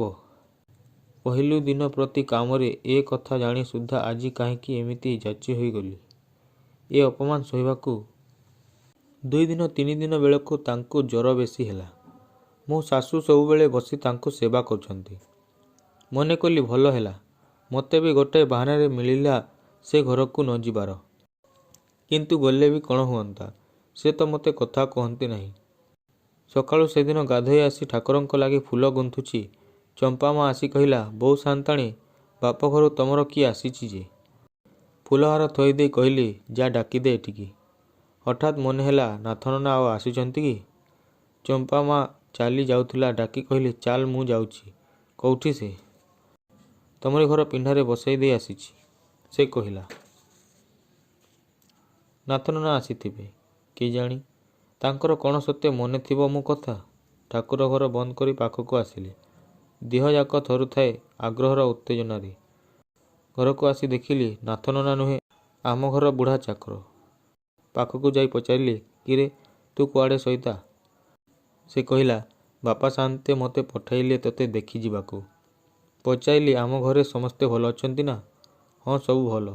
ବାପା କ'ଣ କରୁଥିଲେ ତୁ ଆସିଲା ବେଳେ? ବସିଥିଲେ ଦାଣ୍ଡରେ। ଆଉ ବୋଉ କ'ଣ କହୁଥିଲା? ସଇତା ହସିଲା। କହିଲା, ତୁ ଆସିଲା ଦିନୁ ବୁଢ଼ୀ କାହା ମୁହଁରେ କ'ଣ ଟିକେ ହସ ଅଛି? ମୋତେ ଏଠିକି ପଠାଇଲା ବେଳେ ସାନ୍ତାଣୀ କେତେ କାନ୍ଦିଲେ।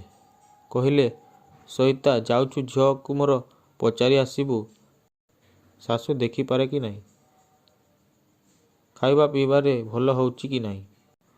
ଶାଶୁ ଘରେ ଝିଅଙ୍କର ଏଇ ନିହାତି ଅଦରକାରୀ କଥାପଦକରେ ଯେତେ ମୂଲ୍ୟ, ବୋଧହୁଏ ଆଉ କୋଉଥିରେ ସେତେ ନାହିଁ। ଶୁଣି ଅଜାଣତରେ କେତେବେଳେ ଆଖି ଦିଟା ମୋର ଲୁହରେ ପୂରି ଉଠିଥିଲା। ଅନ୍ୟ ଆଡ଼କୁ ମୁହଁ ଫେରାଇ ପଚାରିଲି, ହଇରେ ମୋତେ ନବା କଥା କିଛି କହୁନଥିଲେ ବାପା? ସେ କହିଲା, ହଁ କହୁଥିଲେ ଦିନେ। କହୁଥିଲେ ଝାଡ଼ାବାନ୍ତିଟା ଯାଉ, ଝିଅକୁ ଘରକୁ ଆଣିବା। ଆଶ୍ଚର୍ଯ୍ୟ ହୋଇ ପଚାରିଲି, ସେଠି ଆମ ଗାଁରେ କ'ଣ ହଇଜା ଲାଗିଯାଇଛି କିରେ? ଆଉ କହନା ବୁଢ଼ୀ ସେ କଥା। ପଣ୍ଡା ସାହିରୁ ନିତି ଦିଟା ମୁଣ୍ଡ ନେଉଛି। ଆଜି ତ ମଧୁ ପଣ୍ଡା ଠୁକଉଥିଲା ସକାଳେ ମୁଁ ଆସିଲା ବେଳେ। କ'ଣ ହେଲା କେଜାଣି, ତିଆଡ଼ି ଘର ନାଥିଆ ଯାଇଛି କଟକରୁ କ'ଣ ଡକ୍ଟର ଆଣିବାକୁ। ସେ ଚାଲି ଯାଉଥିଲେ, ପୁଣି ଫେରି କହିଲେ, ତୁ ବ୍ୟସ୍ତ ହନା ମା, ସେଠୁ ଫେରିଲା ସାଙ୍ଗେ ସାଙ୍ଗେ ତୋତେ ପଠାଇ ଦେବି ତମ ଘରକୁ। ନୋଟାଟି ଧରି ସେ ସେଠୁ ଚାଲିଗଲେ। ଚାହିଁ ରହିଲି ତାଙ୍କୁ ଯେତେବେଳେ ଯାଏଁ ଦେଖାଯାଉଥିଲେ। ପାଚେରୀ ଉଡ଼ାଳରେ ସେ ଯେତେବେଳେ ଆଉ ଦିଶିଲେ ନାହିଁ, ଭାବିଲି ଏମିତି ଶାଶୁ ପାଇ ସୁଦ୍ଧା ମୁଁ ଅସୁଖୀ। ପରଦିନ ସଇତା ବିଦା ହୋଇଗଲା। ଯିବାବେଳେ ତାକୁ କହିଲି, ସବୁ ତ ଦେଖି ଯାଉଛୁ, ବାପାଙ୍କୁ ଯାଇ କହିବୁ କପିଳେଶ୍ୱରଙ୍କଠଉଁ ଫେରିଲେ ଲୋକ ପଠେଇ ମୋତେ ଯେମିତିକି ନେଇଯିବେ। ଆଉ ନାଥ ନନାଙ୍କୁ କହିବୁ ଇଆଡ଼େ ଟିକେ ବୁଲି ଆସିବେ ନାହିଁ ଦିନେ। ସେ କହିଲା, ହଉ କହିବି। ଠାକୁରଙ୍କ ପାଖକୁ ଯିବା ଦିନ କ୍ରମେ ନିକଟ ହୋଇ ଆସିଲା। ଆଉ 2ଟା ଦିନ ଜମା ବାକି ମଝିରେ। ତାଙ୍କୁ 3 ଦିନ ହବ ଜ୍ୱର ନଥିଲା। ଖାଲି ଦୁର୍ବଳ ଟିକେ ଥିଲେ ଯାହା। ଦ୍ୱିପହରରେ ସେଦିନ ଅନେକ ଦିନ ପରେ ସେ ପିଣ୍ଡାରେ ଭାତ ଖାଇ ବସିଥିଲେ। ଶାଶୁ ପାଖରେ ବସି ବିଞ୍ଚି ଦେଉଥିଲେ। କହିଲେ, କିଛି ତ ବରାଦ କଲୁ ନାହିଁ ଆଜି ଯାଏଁ। ପରଦିନ ପୁଣି କପିଳେଶ୍ୱର ଯିବା କଥା ପରା। ସେ କହିଲେ, ବରାଦ ଆଉ କ'ଣ? ଉଖୁଡ଼ା କଦଳୀ ପ୍ରଭୃତି ଯାହା ଯିବାର ତାକୁ ତ ସଦର ନାଏବକୁ ଆମର ବରାଦ ଦେଇଛି। ରୋଷେଇ ସରଞ୍ଜାମ ବି ସାଙ୍ଗରେ ନେବାକୁ କହିଛି। ଦୁଧ ଦହି ହେରିକା ସେଠି ତ ସବୁ ମିଳିବ। ଆଉ କ'ଣ? ଗାଡ଼ି ସବାରି କେତେ ଖଣ୍ଡ ପାଇଁ କହିଲୁ ଫେର? 3 ଖଣ୍ଡ ସବାରି ଆଉ ଜିନିଷପତ୍ର ପାଇଁ ଗାଡ଼ି 2 ଖଣ୍ଡ। ଶାଶୁ ଆଶ୍ଚର୍ଯ୍ୟ ହୋଇ କହିଲେ, 3 ଖଣ୍ଡ ସବାରି କ'ଣ ହବଟି? ସେ କହିଲେ, କାହିଁକି ତୁ କ'ଣ ଯିବୁ ନାହିଁ କି? ଘରେ ଆଉ କିଏ ରହିବ ହେଇରେ? ମୁଁ ଗଲେ। ମା କହିଲେ, ଘର ଠାକୁର କ'ଣ ଇଆଡ଼େ ଉପାସ ରହିବେ? ସ୍ୱାମୀ କହିଲେ, ଦିନ ଗୋଟାଏ ତ ଜମା। ନାଇଁ ରେ ପୁଅ, ଗୋଟାଏ ଦିନ ହେଲେ କ'ଣ ହେଲା? ମୁଁ ଯାଇପାରିବି ନାହିଁ। ବୋହୂ ଭଲା ଘରେ ରହୁଥାନ୍ତା, ତେବେ ମୁଁ ତା ହାତରେ ଠାକୁରଙ୍କୁ ଦେଇ ଯାଆନ୍ତି। ଆଉ କେହି ସେ କାମ ଚଳାଇ ପାରିବେ ନାହିଁ, ମୁଁ ଜାଣେ। ଗୌରବ ଆଉ ଗର୍ବରେ ଛାତି ମୋର ପୁରି ଉଠିଲା ତାଙ୍କ କଥା ଶୁଣି। ସ୍ୱାମୀ ଖାଇସାରି ଆସି ହାତ ଧୋଇଥିଲେ। କହିଲେ, ପିଲାଟା ଯାଉଛି। ମୁଁ ତ ଏମିତି ଦୁର୍ବଳ। କହୁଥିଲି ଆଉ ଜଣେ କିଏ ସାଙ୍ଗରେ ଯାଇଥିଲେ? ଆଉ କିଏ ଯିବ? ମା ପଚାରିଲେ। ଜଣେ ପୋଇଲି ଫୋଇଲି କିଏ? ଚମ୍ପା ପରା ଯାଉଛି। ସେ ବୁଢ଼ୀ ହେଲାଣି, ଏକା କ'ଣ କରିବ? ଆଉ ଜଣେ? ମାଙ୍କ ମୁହଁକୁ ଚାହିଁ ସ୍ୱାମୀ ହଠାତ୍ ତୁନି ହୋଇଗଲେ। ବିରକ୍ତିରେ ମାଙ୍କ ମୁହଁ ଗମ୍ଭୀର ହୋଇଉଠିଥିଲା ସେତେବେଳକୁ। ସେଠି ଚାଲି ଯାଉ ଯାଉ ଖାଲି ଏତିକି କହିଲେ, ହଉ ତୋତେ ଯେମିତି ଭଲ ଦିଶୁଛି କର। ମୁଁ କିନ୍ତୁ ଆଜି ପୁରୀ ଯାଉଛି। ଭାବିଲି, ଛି ଛି, ଲାଜ ସରମ ଏମିତି ଏକାଥରକେ ଲୋକଙ୍କୁ ଛାଡ଼ିଯାଏ ଫେର ମାଙ୍କ ଆଗରେ ପୁଣି। କିନ୍ତୁ ମା କ'ଣ ସତରେ ଆଜି ପୁରୀ ଯିବେ? ସନ୍ଧ୍ୟାବେଳେ ସତକୁ ସତ ମା ତାଙ୍କର ଠାକୁର ହେରିକା ସାଙ୍ଗରେ ନେଇ ଯୋଉଠୁ ପୁରୀ ବାହାରିଲେ, ମନେ ହେଲା ୟାଙ୍କରି ଜ୍ୱାଳାରେ ଖାଲି ମା ଆଜି ଏଠୁ ଗଲେ। ଗଲା ଆଗରୁ ମା ମୋତେ ଡାକି କହିଲେ, ସବୁ କଥା ତ ଦେଖୁଛୁ ମା, ମୁଁ ଆଉ ତୋତେ ବେଶୀ କ'ଣ କହିବି। ଟିକେ ଚାରିଆଡ଼କୁ ନିଘା କରି ଚଳୁଥିବୁ। ମାସ ଗୋଟାକରେ ମୁଁ ଫେରି ଆସିବି। ସବାରି ବେହେରାଙ୍କ ଡାକ ରାସ୍ତା ବାଙ୍କ ପାଖେ ଯୋଉଠୁ ଅସ୍ପଷ୍ଟ ହୋଇ ଆସିଲା, ମୋ ଘରେ କାନ୍ଥକୁ ଆଉଜି ବସି ଭାବିଲି, ଆଜି ଶେଷ ଅବଲମ୍ବନ ଟିକକ ଏ ଘରୁ ମୋର ଚାଲିଗଲା ଏମିତି। ଯାହା ଭରସାରେ ଏତେ ଦହଗଞ୍ଜରେ ବି ବୁକୁ ବାନ୍ଧି ପଡ଼ିଥିଲି। ଘରର ନିହାତି ଅଲୋଡ଼ା ପରି ମୁଁ ନିଜର ଅସ୍ତିତ୍ୱରେ ନିଜେ ଲଜ୍ଜିତ। ଏଣିକି 3 ଦିନର ପ୍ରୟୋଜନ ଭିତରେ ମୋତେ କାହାରି କିଛି ଦରକାର ହେବ ନାହିଁ। ଏଣିକି ମୋର ଛୁଟି। ହେମନ୍ତ ଶେଷରେ ଗୋଟାଏ ମ୍ଳାନ ଧୂସର ସନ୍ଧ୍ୟା ଭିତରେ ରାତି କ୍ରମେ ଗାଢ଼ ହୋଇ ଆସିଲା। ଘର ଭିତରେ ଅନ୍ଧାରେ ନିଜକୁ ନିଜେ ପାଶୋରି ଦେଇ ଭାବିଲି, ଆଜି ମା ଗଲେ, କାଲି ହୁଏତ ମୋତେ ଏମିତି ଯିବାକୁ ହବ। ଠାକୁରଙ୍କ ପାଖକୁ ଗଲା ଦିନ ସୌରଭୀ ସାଙ୍ଗରେ ଗଲା। କିନ୍ତୁ ମୋରି ପରି ଆଉ ଖଣ୍ଡେ ସବାରିରେ ବସି। ସ୍ୱାମୀ ସେତେବେଳକୁ ବାହାରକୁ ଆସି ନଥିଲେ। ଚମ୍ପା ମା ମୋତେ ଆଣି ଆଗ ବସାଇ ଦେଇଗଲା ସବାରିରେ। ଆର ସବାରିରେ ସୌରଭୀ ପାଖରେ ନଟ ବସିଥିଲା। ମୋତେ ଦେଖି କହିଲା, ନୂଆ ମା ପାଖକୁ ଯିବି? ସୌରଭୀ ତାକୁ ଧମକ ଦେଇ କହିଲା, ନା ବ ଏଠି। ମୋ ପାଖକୁ ଆସିବାକୁ ଏକା ଜିଦ୍ କରି ସେ କାନ୍ଦିଲା, କିନ୍ତୁ କେହି ଶୁଣିଲେ ନାହିଁ। ସବାରି ଉଠିଲା। ଗାଁ ବାଟ ଛାଡ଼ି ବିଲ ଗହୀରର ଅପରନ୍ତା ଭିତରେ ସବାରି ଧୀରେ ଧୀରେ ଚାଲିବାକୁ ଲାଗିଲା। ଧାନ ସବୁ ପାଚି ଆସୁଥାଏ। ନହକା ଗଛଯାକ ସକାଳର କାକର ବତୁରା ହୋଇ ବାଟ ଛାଡ଼ି ନଇଁ ପଡ଼ିଥାଏ ଦୁଇ ପାଖକୁ। ଯେପରି ରୂପକଥାର ସ୍ୱପ୍ନପୁରୀର ସୁନା ପାହାଚ ଲମ୍ବି ଯାଇଛି କୋଉ ଦିଗନ୍ତ ପାରିକି। ଅନେକ ବାଟ ଆସି ଗୋଟାଏ ନଈ କୂଳରେ ସବାରି ରହିଲା। ଶୀତଦିନ, କିନ୍ତୁ ନଈରେ ଅନେକ ପାଣି ଥାଏ। ଆରପାରିରେ ଗଛପତ୍ର ମେଢ଼ ଭିତରେ ଦେଉଳର କମକଟା ଦଧିନଉତି ଧଳା ହୋଇ ଦିଶୁଥାଏ। ଏ ପାରିରୁ ପିମ୍ପୁଡ଼ି ଧାର ପରି ଲୋକ ନଈପାରି ହୋଇ ସିଆଡ଼େ ଯାଉଥାନ୍ତି। ମନେ ପଡ଼ିଲା, ଆଜି ପରା ମହାଦେବଙ୍କର ପୁଷ୍ୟା ଅଭିଷେକ, ସେଥିପାଇଁ ଏତେ ଯାତ୍ରୀ। ସ୍ୱାମୀଙ୍କ ସବାରି ସବା ପଛରେ ଆସି ପହଞ୍ଚିଲା। ସାଙ୍ଗେ ସାଙ୍ଗେ ହୁକୁମ ହେଲା, ଖରା ମାଡ଼ି ଆସୁଛି, ଆଉ ଡେରି କରନା, ବେଗେ ଉଠି ଚାଲ। ଗୋଟାଏ ବଡ଼ ପଟତନ ଡଙ୍ଗା ଉପରେ ସବାରି 3 ଖଣ୍ଡ ପାଖ ପାଖ ହୋଇ ଥୁଆ ହେଲା। ଆମେ ସବୁ ଭିତରେ ସେମିତି ବସିଥାଉଁ। ନଈଟା ଖୁବ୍ ବଡ଼ ନୁହେଁ, କିନ୍ତୁ ପାରି ହଉ ହଉ ଅନେକ ବେଳ ହୋଇଗଲା। ଠାକୁରଙ୍କ ବେଢ଼ା ବାହାରେ ଗୋଟାଏ ଛୋଟ ତୋଟା ଭିତରେ ଗଉଡ଼ ସବାରି ରଖିଲେ। ଯାତ୍ରା ବୋଲି ସେଦିନ ଭାରି ଭିଡ଼ ହୋଇଥାଏ। ବେଢ଼ା ବାହାରେ ଅନେକ ଗୁଚାଏ ଗୁଡ଼ିଆ ଆଉ ପାଟରା ଦୋକାନ। କୋଉଠି ଆଉ ଲୋକଗହଳରେ ସୋରିଷ ପକାଇବାକୁ ସ୍ଥାନ ନାହିଁ। ନଟର ବାଳ ପକାଇ ଦେଇ ସ୍ୱାମୀ ତାକୁ ନେଇ ନଈରେ ଗାଧୋଇ ଦେଇ ଆସିଲେ। ଦ୍ୱିପହର ହୋଇଗଲାଣି। ସେତେବେଳକୁ ରୋଷେଇବାସ ସବୁ ପ୍ରସ୍ତୁତ। କଥା ହେଲା, ଉପରି ଓଳି ଲୋକଗହଳି ଟିକେ କମିଗଲେ ଠାକୁର ଦର୍ଶନକୁ ଯିବାକୁ ହେବ। ଉପରି ଓଳି ବୋଲି ତ ଆଉ ବେଳ ନଥାଏ। କଥା କହୁଁ କହୁଁ ଖରା ନଇଁ ଆସିଲା। କିନ୍ତୁ ଯାହା ମନେ କରୁଥିଲି ସକାଳଠୁ ଭିଡ଼ ନ କମି ଆହୁରି ବେଶି ବଢ଼ିଲା। ଚମ୍ପାମା ଆସି କହିଲା, ବୋହୂ ସାନ୍ତାଣୀ, ବାବୁ କହିଲେ ବେଳ ତ ଗଲା, ଦର୍ଶନ କରି ଆସିବା ଉଠ। ନଟକୁ ନୂଆ ପାଟ ପିନ୍ଧାଇ ଦେଇ ଚମ୍ପାମା ପଛେ ପଛେ ମୁଁ ଆସି ପଛରେ ଠିଆ ହେଲି। ଯୋଉଠି ମୋର ସମସ୍ତେ ମୋତେ ଦେଉଳକୁ ଯିବାକୁ ଚାହିଁଥିଲେ। ବହୁତ କଷ୍ଟରେ ଭିଡ଼ ଠେଲି ଆଗେ ଆଗେ ଯାଉଥାଏ ସୌରଭୀ, ତା ପଛେ ମୋ ସ୍ୱାମୀ। ସବା ପଛରେ ଚମ୍ପାମାକୁ ଆଗରେ ରଖି ମୁଁ। ଲୋକଗହଳ ଦେଖି ଚମ୍ପାମା ମୋତେ କହିଲା, ବୋହୂ ସାନ୍ତାଣୀ, ମୋ କାନିଟାରେ ହାତ ପକାଇ ଆସୁଥା। ଦେଉଳ ଭିତରେ ଯୋଉଠି ଠାକୁର ଅଛନ୍ତି ସେଠି ପୁଣି ବାଟ ଆହୁରି ଅଳ୍ପ। ଦି'ଜଣ ଲୋକ ପାଖ ପାଖ ହୋଇ ଭିତରକୁ ଯିବା କଷ୍ଟ। ଲୋକ ଭିଡ଼ ପୁଣି ସବୁଠାରୁ ସେଇଠି ବେଶି। ଅନ୍ଧାର ଆଉ ଗରମରେ ନିଶ୍ୱାସ ବନ୍ଦ କରି କୌଣସି ମତେ ଭିତର ଯାଇ ଗଲି। ଠାକୁରଙ୍କ ଉଦ୍ଦେଶ୍ୟରେ ଗୋଟାଏ ଲୋକ ମୁଣ୍ଡରେ ଫୁଲ, ଅରୁଆ ଚାଉଳ କୌଣସି ମତେ ପକାଇ ଦେଇ ଦେଖିଲି ଲୋକ ଗହଳରେ ବାଟ କୋଉଠି ବାରି ହେଉନାହିଁ। ଆଉ ସେ ଠେଲାଠେଲି ଭିତରେ ଚମ୍ପାମା କାନିଟା କେତେବେଳେ ମୋ ହାତରୁ ଖସିଯାଇଛି ମୋତେ ଜଣା ନାହିଁ। ଦେଉଳ ଭିତରେ ଗୋଟାଏ ଅନ୍ଧାର ଖୁଣ୍ଟକୁ ଆଉଜି ଠିଆ ହେଲି। ମୁଣ୍ଡ ମୋର ସେତେବେଳେ ବୁଲାଇ ଦେଉଥାଏ ଭୟ ଆଉ ଉତ୍କଣ୍ଠାରେ। ଅନେକ ସମୟ ପରେ ଭିଡ଼ ଟିକେ କମିଗଲା। ତାହାରି ଭିତରେ କୌଣସି ମତେ ଚିପି ଚାପି ହୋଇ ଏକ ପ୍ରକାର ଶୂନ୍ୟେ ଶୂନ୍ୟେ ବାହାରକୁ ଆସିଲି। ଯୋଉଆଡ଼େ ଚାହିଁଲି ଖାଲି ଲୋକଗୁଡ଼ାକ, କିନ୍ତୁ ତା ଭିତରେ ଆମ ଲୋକ କାହାରିକୁ ତ ଗୋଟାଏ ଦେଖିଲି ନାହିଁ। ସେମାନେ ତାହେଲେ କ'ଣ ମୋତେ ଛାଡ଼ି ଚାଲିଗଲେ କି? ବେଳ ଗଡ଼ି ଆସିଥାଏ ସେତେବେଳକୁ। ପଶ୍ଚିମ ଦିଗରେ କଳା ଢାଳି ଦେଇ ଖଣ୍ଡିଆ ଭୂତ ପରି ଖଣ୍ଡେ କଳା ବଉଦ ଆସ୍ତେ ଆସ୍ତେ ଉପରକୁ ଉଠି ଆସୁଥାଏ। ବର୍ଷା ପାଣି ଭୟରେ ଯାତ୍ରୀଙ୍କ ଭିତରେ ଗୋଟାଏ ଗହଳ ଚହଳ ପଡ଼ିଗଲାଣି। ସମସ୍ତେ ତରତର ହୋଇ ଘାଟ ଆଡ଼କୁ ଧାଇଥାନ୍ତି। ବେଢ଼ା ବାହାରେ ନଈକୂଳେ ଲୋକଗହଳ ପୁଣି ଆହୁରି ବେଶି। ଖଣ୍ଡିଏ ବୋଲି ଡଙ୍ଗା। ମେଘ ଆସିବ ବୋଲି ସମସ୍ତେ ସେଥିରେ ଆଗ ଚଢ଼ିବାକୁ ଚେଷ୍ଟା କରୁଥାନ୍ତି। କିନ୍ତୁ ମୋ ପାଖରୁ 10-15 ହାତ ଦୂରରେ ଡଙ୍ଗା। ଭିଡ଼ି ଭିତରେ ଟିକେ ଆଗକୁ ଯିବାର ବାଟ ନାହିଁ। କୌଣସି ମତେ ଟିକେ ମୁଣ୍ଡ ଟେକି ଦେଖିଲି ଡଙ୍ଗା ଉପରେ ଆମର ସବାରି 3 ଖଣ୍ଡଯାକ ଥୁଆ ହେଲାଣି। ଭୟରେ ଦିହ ମୋର ଝାମ ଗଲା ପରି ଲାଗିଲା। ସେତିକିବେଳେ ମୋର ଠିକ୍ ଆଗ ଦେଇ ଜଣେ ଲୋକ ଦେଉଳ ଆଡ଼କୁ ଚାଲିଗଲା। ବିସ୍ମିତ ଆନନ୍ଦରେ ମୋ ମୁହଁରୁ ବଡ଼ ପାଟିରେ ବାହାରିଗଲା, ନାଥ ନନା। କାହାକୁ ଖୋଜିଲା ପରି ଚାରିଆଡ଼କୁ ଚାହିଁ ଚାହିଁ ଭିଡ଼ ଠେଲି ସେ ଆଗକୁ ଯାଉଛନ୍ତି।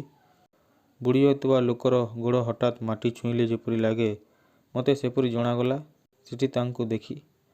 ଭୟ ଆଉ ଉତ୍କଣ୍ଠା ସବୁ ଦଣ୍ଡକେ କୁଆଡ଼େ ସ୍ୱପ୍ନ ପରି ହୋଇଗଲା, ଯେମିତି କୋଉ କୁହୁକ ପରଶ ଲାଗି। ଡଙ୍ଗା ପାଖରୁ ଲୋକଙ୍କର ଭିଡ଼ାଭିଡ଼ି ଟିକେ କମି ଆସିଥିଲା ସେତେବେଳକୁ। କିନ୍ତୁ ମୁଁ ସେଠି ସେମିତି ପଥର ପରି ଠିଆ ହୋଇ ରହିଲି। ଚେଷ୍ଟା କରିଥିଲେ ସେତେବେଳେ ବି ଡଙ୍ଗାକୁ ଯାଇପାରିଥାନ୍ତି ପରା। କିନ୍ତୁ ଗଲି ନାହିଁ କୋଉ ଲୋଭରେ କେଜାଣି। ଗୋଟାଏ ବଡ଼ ପବନ ଗଛପତ୍ର ନଅକାଇ ଦେଇ ସୁ ସୁ ହୋଇ ବୋହିଗଲା। ଡଙ୍ଗା ଭିତରୁ ନଟ ବଡ଼ ପାଟି କରି କାନ୍ଦି ଉଠିଲା, ମୋ ନୂଆ ମା କାହିଁ ଲୋ, ମୋ ନୂଆ ମା। ଆଉ ତୁନି ହୋଇ ରହିପାରିଲି ନାହିଁ। 2 ହାତରେ ଯେତେ ବଳ ଥିଲା ଭିଡ଼ ଭିତରେ ବାଟ କରି ଡଙ୍ଗା ପାଖକୁ ଆଗେଇ ଗଲି। ପାଣି ପାଖରେ ପହଞ୍ଚିଲା ବେଳକୁ ଦେଖିଲି ପଟା ଉଠାଇ ନାଆ କୂଳରୁ ଅନେକ ଛାଡ଼ି ଯାଇଛି। ଆକାଶ ପୃଥିବୀ ଏକାଠି କରି କଳା ବଉଦ ମେଳରେ ସେତେବେଳକୁ ପ୍ରଳୟ ଉଜାଡ଼ ଆରମ୍ଭ ହୋଇଗଲାଣି। ଗଛ ଡାଳେ ଡାଳେ ଯମରାଜର ରାମତାଳି ବଜାଇ ପାଗଳା ପବନ ଭିତରେ ଝଡ଼ ଗର୍ଜିଗଲା। ସେଇଠି ସେମିତି ଥକ୍କା ହୋଇ ଠିଆ ହୋଇ ରହିଲି। ପବନରେ ଦିହ ମୁଣ୍ଡର ଲୁଗା ପତାକା ପରି ଉଡ଼ୁଥାଏ। ହାଟରେ ହଜାରେ ଲୋକ ଯେ ମୋ ଆଡ଼କୁ ଏକ ଧ୍ୟାନରେ ଚାହିଁଛନ୍ତି ସେ ଆଡ଼େ ମୋର ଦୃଷ୍ଟି ନାହିଁ। ହଠାତ୍ ପଛରୁ କିଏ ଆସି ମୋ ପିଠିରେ ହାତ ରଖିଲା। ଚମକି ଚାହିଁଲି, ନାଥ ନନା। ସେ ଡାକିଲେ, ସତୀ। କିଛି କହିଲି ନାହିଁ। ଆଗକୁ ଆସି ମୋ ହାତ ଧରି କହିଲେ, ଆ। ଝଡ଼ ସେତେବେଳକୁ ଥମି ଆସିଲାଣି ଟିକେ ଟିକେ। ଦେଉଳ ପିଣ୍ଡାରେ ଗୋଟାଏ ଖୁଣ୍ଟକୁ ଆଉଜି ଚୁପ୍ ହୋଇ ଠିଆ ହୋଇଥିଲି। ମୋର ଖଣ୍ଡେ ଦୂରରେ ନାଥ ନନା। କାହାରି ମୁହଁରେ କଥା ନାହିଁ। ଦିହେଁଯାକ ନିଜ ନିଜ ଚିନ୍ତାରେ ବୁଡ଼ି ଯାଇଥିଲୁ ଏମିତି। କେତେବେଳକେ ସେ ମୋତେ ଟିକେ ଡାକିଲେ, ସତୀ। କହିଲି, ହୁଁ। ସେ କହିଲେ, ପବନ ଟିକେ କମି ଆସିଲାଣି। ଏ ତ ଏମିତି ଅପରନ୍ତା ଜାଗା, ରାତି ଗୋଟାକ କଟିବ କେମିତି? କିଛି କହିଲି ନାହିଁ। ସେ ପୁଣି କହିଲେ, ଏମିତି ଦୁର୍ଯୋଗ ହବ ବୋଲି କିଏ ଜାଣିଥିଲା? ଅନ୍ଧାର ହବାକୁ ଆଉ ତ ବେଶି ଡେରି ନାହିଁ। ପାଖରେ କେଉଁଠି ଗାଁ ଗଣ୍ଡା ତ ଦେଖାଯାଉନାହିଁ। ରାତିକ ପାଇଁ ଟିକେ ଆଶ୍ରୟ ନେବାକୁ। ପଚାରିଲି, ୟାଙ୍କ ଘର କେତେ ବାଟ କି ଏଠିକି? ସେ ହସିଲେ, କହିଲେ, ଅନେକ ବାଟ। ବୋଧହୁଏ 4-5 କୋଶ ହେବ। ତାପରେ ଏଇ ନଈ। ଡଙ୍ଗାବାଲା ରାତିରେ ଆମକୁ ପାରି କଲେ ତ। ତାପରେ କିଛି ସମୟ କ'ଣ ଭାବି ମୋତେ ପଚାରିଲେ, ତୁ ରହିପାରିବୁ ଏଠି ଏକା? ପାଖରେ କେଉଁଠି ବସାଘର ମିଳିପାରିବ କି ନା ଦେଖି ଆସନ୍ତି। କହିଲି, ନାଇଁ, ମୁଁ ତମ ସାଙ୍ଗରେ ଯିବି।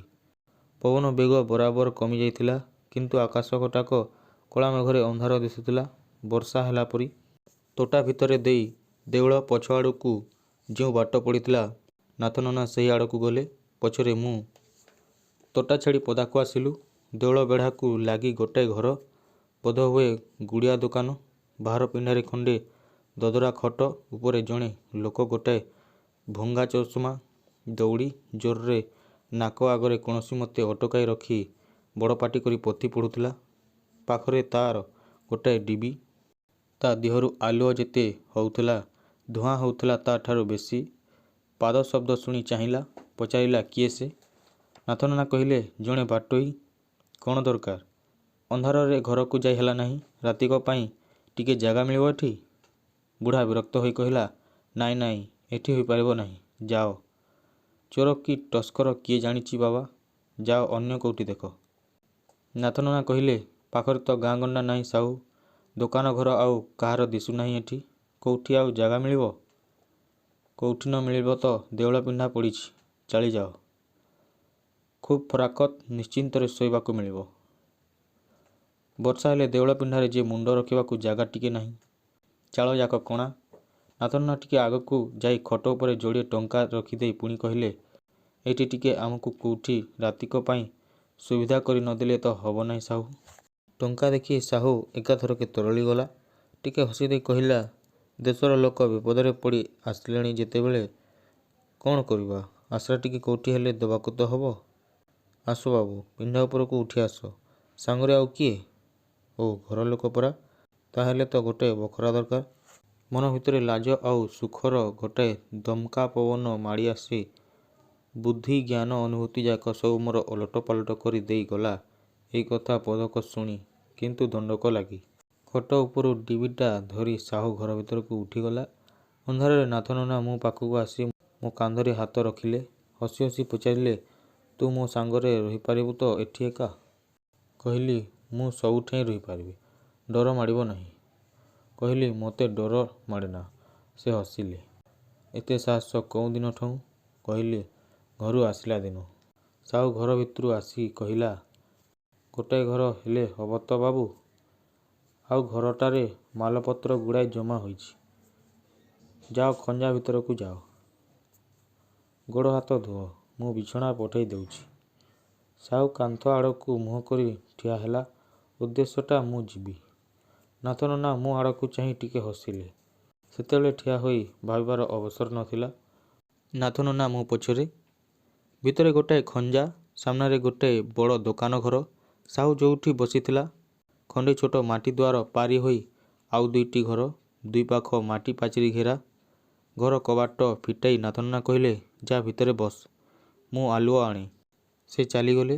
ଅନ୍ଧାରରେ ସେଇ ଥଣ୍ଡା ମାଟି ତଳଟାରେ ବସି ଭାବିଲି, ମନ୍ଦ ବ୍ୟବସ୍ଥା ନୁହେଁ। ଏଇ ଗୋଟାଏ ଘର, ବୋଧହୁଏ ଗୋଟାଏ ବିଛଣାରେ ଏକାଠି ରାତି କଟାଇବାକୁ ହବ। ଦେହ ଗୋଟାକ ଶୀତେଇ ଉଠିଲା ଭୟ ଆଉ ଲଜ୍ଜାରେ। କିନ୍ତୁ ସମସ୍ତଙ୍କ ଭିତରେ ଗୋଟାଏ ଆଲୋକିତ ସୁଖର ଆବେଗ ଛାତିଟା ଥରାଇ ଦେଇଗଲା ଥରେ। ଦିନେ ଏମିତି ଆଉ ଜଣଙ୍କ ସାଙ୍ଗରେ ବାଧ୍ୟ ହୋଇ ଏକାଠି 2 ରାତି କଟାଇବାକୁ ହୋଇଥିଲା। କିନ୍ତୁ ସେଦିନ ଆଉ ଆଜି, କେତେ ଅନ୍ତର, କେତେ ଅଭିନବତ୍ୱ ୟା ଭିତରେ। ପାଣି ପବନ ଏକାଠି କରି କଳା ବଉଦର ମୁକୁଳା ଛାତିରେ ସେତେବେଳକୁ ବର୍ଷାର ଅଖଣ୍ଡ ବସନ୍ତାର ଫିଟି ଯାଇଥିଲା ରାତି। ଅନ୍ଧାର ପାସୋରା ଗଛ ଗହଳର ମଥାନ ଉପରେ। ଭାବିଲି, ଯାହା କପାଳରେ ଥିବ, ମୋର କ'ଣ ଚାରି ଅଛି ଏଥିରେ। ବିଛଣା ଆଉ ଆଲୁଅ ନେଇ ନାଥନନା ଆସିଲେ। ପଚାରିଲେ, କ'ଣ ଖାଇବୁ ସତୀ? କହିଲି, ମୁଁ ଖାଇବି ନାହିଁ, ଭୋକ ନାହିଁ। ତମେ ଯା ଖାଇବ। ଘର ଭିତରେ ବିଛଣା ରଖିଦେଇ ସେ ବସିଲେ। ହସି ହସି କହିଲେ, ମୋତେ ବି ଭୋକ ନାହିଁ। ତାହେଲେ ଏମିତି ଦୁଷ୍ଟ ଆଜିଯାକେ ବି ସେମିତି ଢଙ୍ଗ ଛାଡ଼ି ନାହାନ୍ତି। କହିଲି, ସତରେ ମୋତେ ଭୋକ ନାହିଁ। ମୁଁ କ'ଣ ଆଉ ମିଛରେ କହୁଛି ପରା।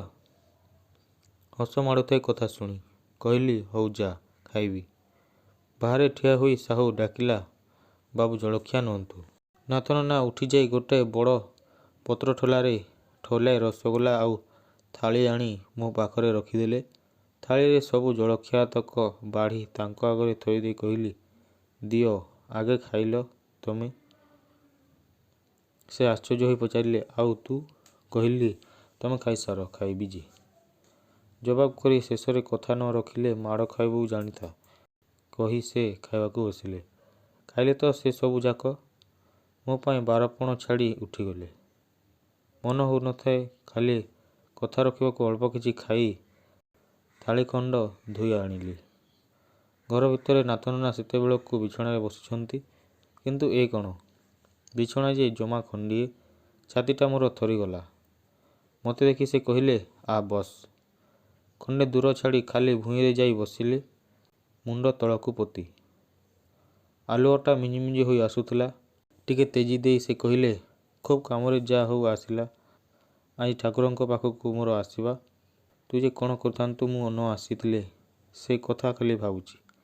ପଚାରିଲି ତୁମେ କେମିତି ଜାଣିଲ କି ଆମେ ସବୁ ଆଜି ଆସିବୁ ବୋଲି?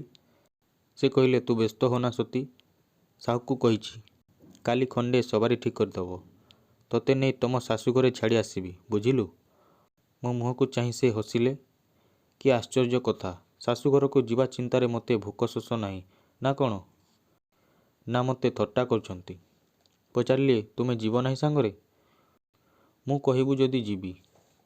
ଏଇ ନାଥନନା ମୋ କଥା ପଦକୁ ଯେ କୋଟିନିଧି ମନେକରି ସବୁ ଦୁଃଖ କଷ୍ଟ ମୁଣ୍ଡାଇ ନେବାକୁ ରାଜି। ଇଏ ଆଉ ମୋ ସ୍ୱାମୀ। ଭଗବାନ ମଣିଷଙ୍କ ଭିତରେ ପୁଣି ଏତେ ପ୍ରଭେଦ ଥାଏ। ଗୋଟାଏ ଦମକା ପବନରେ ଘର ଭିତରେ ଆଲୁଅଟା ହଠାତ୍ ଲିଭିଗଲା। ଅନ୍ଧାର ଭିତରେ ଦିହେଁଯାକ ଚୁପ୍ ହୋଇ ବସି ରହିଲୁ। କାହାରି ମୁହଁରେ କଥା ନାହିଁ। କେତେବେଳେ କେ ଜୋରରେ ଗୋଟାଏ ଦୀର୍ଘ ନିଶ୍ୱାସ ପକାଇ ନାଥନନା ଡାକିଲେ ସତୀ। କହିଲି ସତୀ 2 ମାସ ତଳର କଥା ମନେ ପଡ଼େ ତୋର? ଯେତେବେଳେ ବାହାଘରର ଏଇ ଝଡ଼ପବନ ପରି ତୁ ମୁକ୍ତ ସ୍ୱାଧୀନ ଥିଲୁ। କାହାରି ଭଲ ମନ୍ଦ ପାଇଁ ଟିକେ ଚିନ୍ତାତକ ତୋ ମନକୁ ଛୁଇଁ ଯାଇ ନଥିଲା। ଏମିତି ଦିନେ ବର୍ଷା ରାତିରେ ଆମ ନିଶି ମୋତେ ହସି ହସି ଆସି କହିଲା ନନା ବଉଳ ଆମ ଘରକୁ ଆସିବ। କେତେ ସ୍ୱପ୍ନବିଳାସ କେତେ ସୁକଳ୍ପନା ମନକୁ ମୋର କୁହୁକ ରାଜ୍ୟକୁ ଟାଣିନେଲା ସେଇ କଥା ପଦକ ଶୁଣି। ଆଜି କିନ୍ତୁ ଏଇ କେଇଟା ଦିନରେ ତୋ ମୋ ଭିତରେ କେତେ ଛଡ଼ା କେତେ ଦୂର ହୋଇଗଲାଣି। ମନେ ହେଉଥାଏ ବଡ଼ ପାଟି କରି କହିବାକୁ ନାଇଁ ମୁଁ ଆଗ ପରି ସେମିତି ମୁକ୍ତ ସ୍ୱାଧୀନ ଅଛି। ଆଜି ଯାଏଁ ସୁଦ୍ଧା କାହାରି ଚିନ୍ତାତକ ତିଳେ ହେଲେ ମୋତେ ଛୁଇଁ ଯାଇ ନାହିଁ କେବଳ ତମ ଛଡ଼ା। କିନ୍ତୁ ଲାଜରେ କିଛି କହିପାରିଲି ନାହିଁ। ଅନେକ ବେଳ ଗଲା ସେ କିଛି କହିଲେ ନାହିଁ। ବାହାରେ ଏ ବର୍ଷା ପବନ ଘର ଅନ୍ଧାର ଭିତରେ ପାଖ ପାଖ ହୋଇ ସେ ଆଉ ମୁଁ। ଡର ମାଡ଼ିଲା ଯଦି ପାଖରେ ସେ ମୋତେ ଶୋଇବାକୁ ଡାକନ୍ତି। କ'ଣ କରିବି ମୁଁ ଏଠି? ଆଉ ତ ଉପାୟ କିଛି ନାହିଁ। ଭୟରେ ଛାତି ଭିତରେ ମୋର କମ୍ପିଗଲା। ଅନେକ ବେଳ ପରେ ସେ ମୋତେ କହିଲେ ସତୀ ଆ ତୁ ଶୋ ଏଠି ମୁଁ ଯାଉଛି। ନିଶ୍ଚିନ୍ତ ହୋଇ ପଚାରିଲି ଆଉ ତମେ କୋଉଠି ଶୋଇବ? ଆର ଘରେ? ମୁଁ ଏଇ ପିଣ୍ଡା ପହଣ୍ଡରେ କୋଉଠି ଟିକେ ପଡ଼ିଯିବି ଆଉ କେଇଟା ଘଣ୍ଟା ପାଇଁ ମୋର କ'ଣ ଅଛି? ଏଇ ବର୍ଷା ପବନ ଆଉ ଶୀତରେ ଏମିତି ମୁକୁଳା ପିଣ୍ଡାଟାରେ ଦଣ୍ଡକେ ଆଶଙ୍କା ଓ ଉତ୍କଣ୍ଠାରେ ସବୁ ଭୁଲିଯାଇ କହିପକାଇଲି ନାଇଁ ନାଇଁ ତା ହବ ନାହିଁ। ଏ ବର୍ଷାରେ ପଦାଟାରେ ଯାଇ ଶୋଇବ କ'ଣ ଜ୍ୱର ଡାକି ଆଣିବାକୁ ନା କ'ଣ? ତମେ ଏଇଠି ଶୁଅ ପଛକେ। ଆଉ ତୁ ବିଛଣା ଯେ ଜମା ଖଣ୍ଡିଏ। ଆଗ୍ରହରେ କଣ୍ଠ ତାଙ୍କର ଥରିଗଲା। କହିଲି ମୁଁ ପଛେ ପିଣ୍ଡାକୁ ଯାଉଛି। ସେ ହସିଲେ। ହତାଶର ବେଦନାରେ ବତୁରି ଯାଇଥିଲା ଯେପରି ସେ ହସ। କହିଲେ ନାଇଁ ଲୋ ଦୁଷ୍ଟ ମୁଁ ପିଣ୍ଡାରେ ଶୋଇବି ତୁ ଶୋ ଏଠି। ଘର କବାଟଟା ପଦାରୁ ଆଉଜାଇ ଦେଇ କହିଲେ ଭିତରୁ କବାଟ ଦେଇ ଶୋ ମୁଁ ଯାଉଛି। ଭାବିଲି ମୁଁ ଶୋଇବି ଏଠି ଘର ଭିତରେ ବିଛଣାରେ ନିଶ୍ଚିନ୍ତରେ ଆଉ ସେ କୋଉ ଅପନ୍ତରା ପଦାଟାରେ ପାଣି ପବନରେ ଏମିତି ପଡ଼ି ରହିବେ ସିନା ରାତିଯାକ। ବିଛଣାଟାକୁ ରାଗରେ ଗୋଡ଼ରେ ଫୋପାଡ଼ି ଦେଇ ସେଇ ଓଦା ଭୂଇଁରେ ଲଥ୍ କିନି ଶୋଇପଡ଼ିଲି। ବାହାରେ ସେତେବେଳକୁ ମୋ ମନ ପରାସକୁ ଟାହୁଲି କରି ଝଡ଼ ଗର୍ଜୁଥିଲା। ସକାଳୁ ଉଠିବା ଆଗରୁ ନାଥନନା ମୋତେ ଆସି ଡାକିଲେ।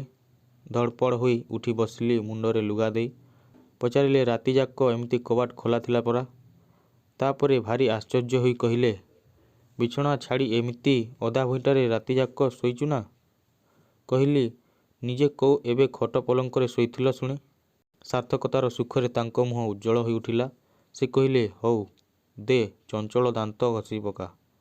ସବାରି ଆସିଲାଣି କି ନା ମୁଁ ଦେଖେ। ସେ ପଦାକୁ ଚାଲିଗଲେ। କିଛି ସମୟ ପରେ ଫେରିଆସି କହିଲେ, ସତୀ, ସବାରି ତ ମିଳିଲା ନାହିଁ କୋଉଠୁ ଖୋଜି ଖୋଜି। ଖଣ୍ଡେ ବଳଦ ଗାଡ଼ି ଆସିଛି, କ'ଣ କରିବି? ଯାଇପାରିବୁ ସେଥିରେ?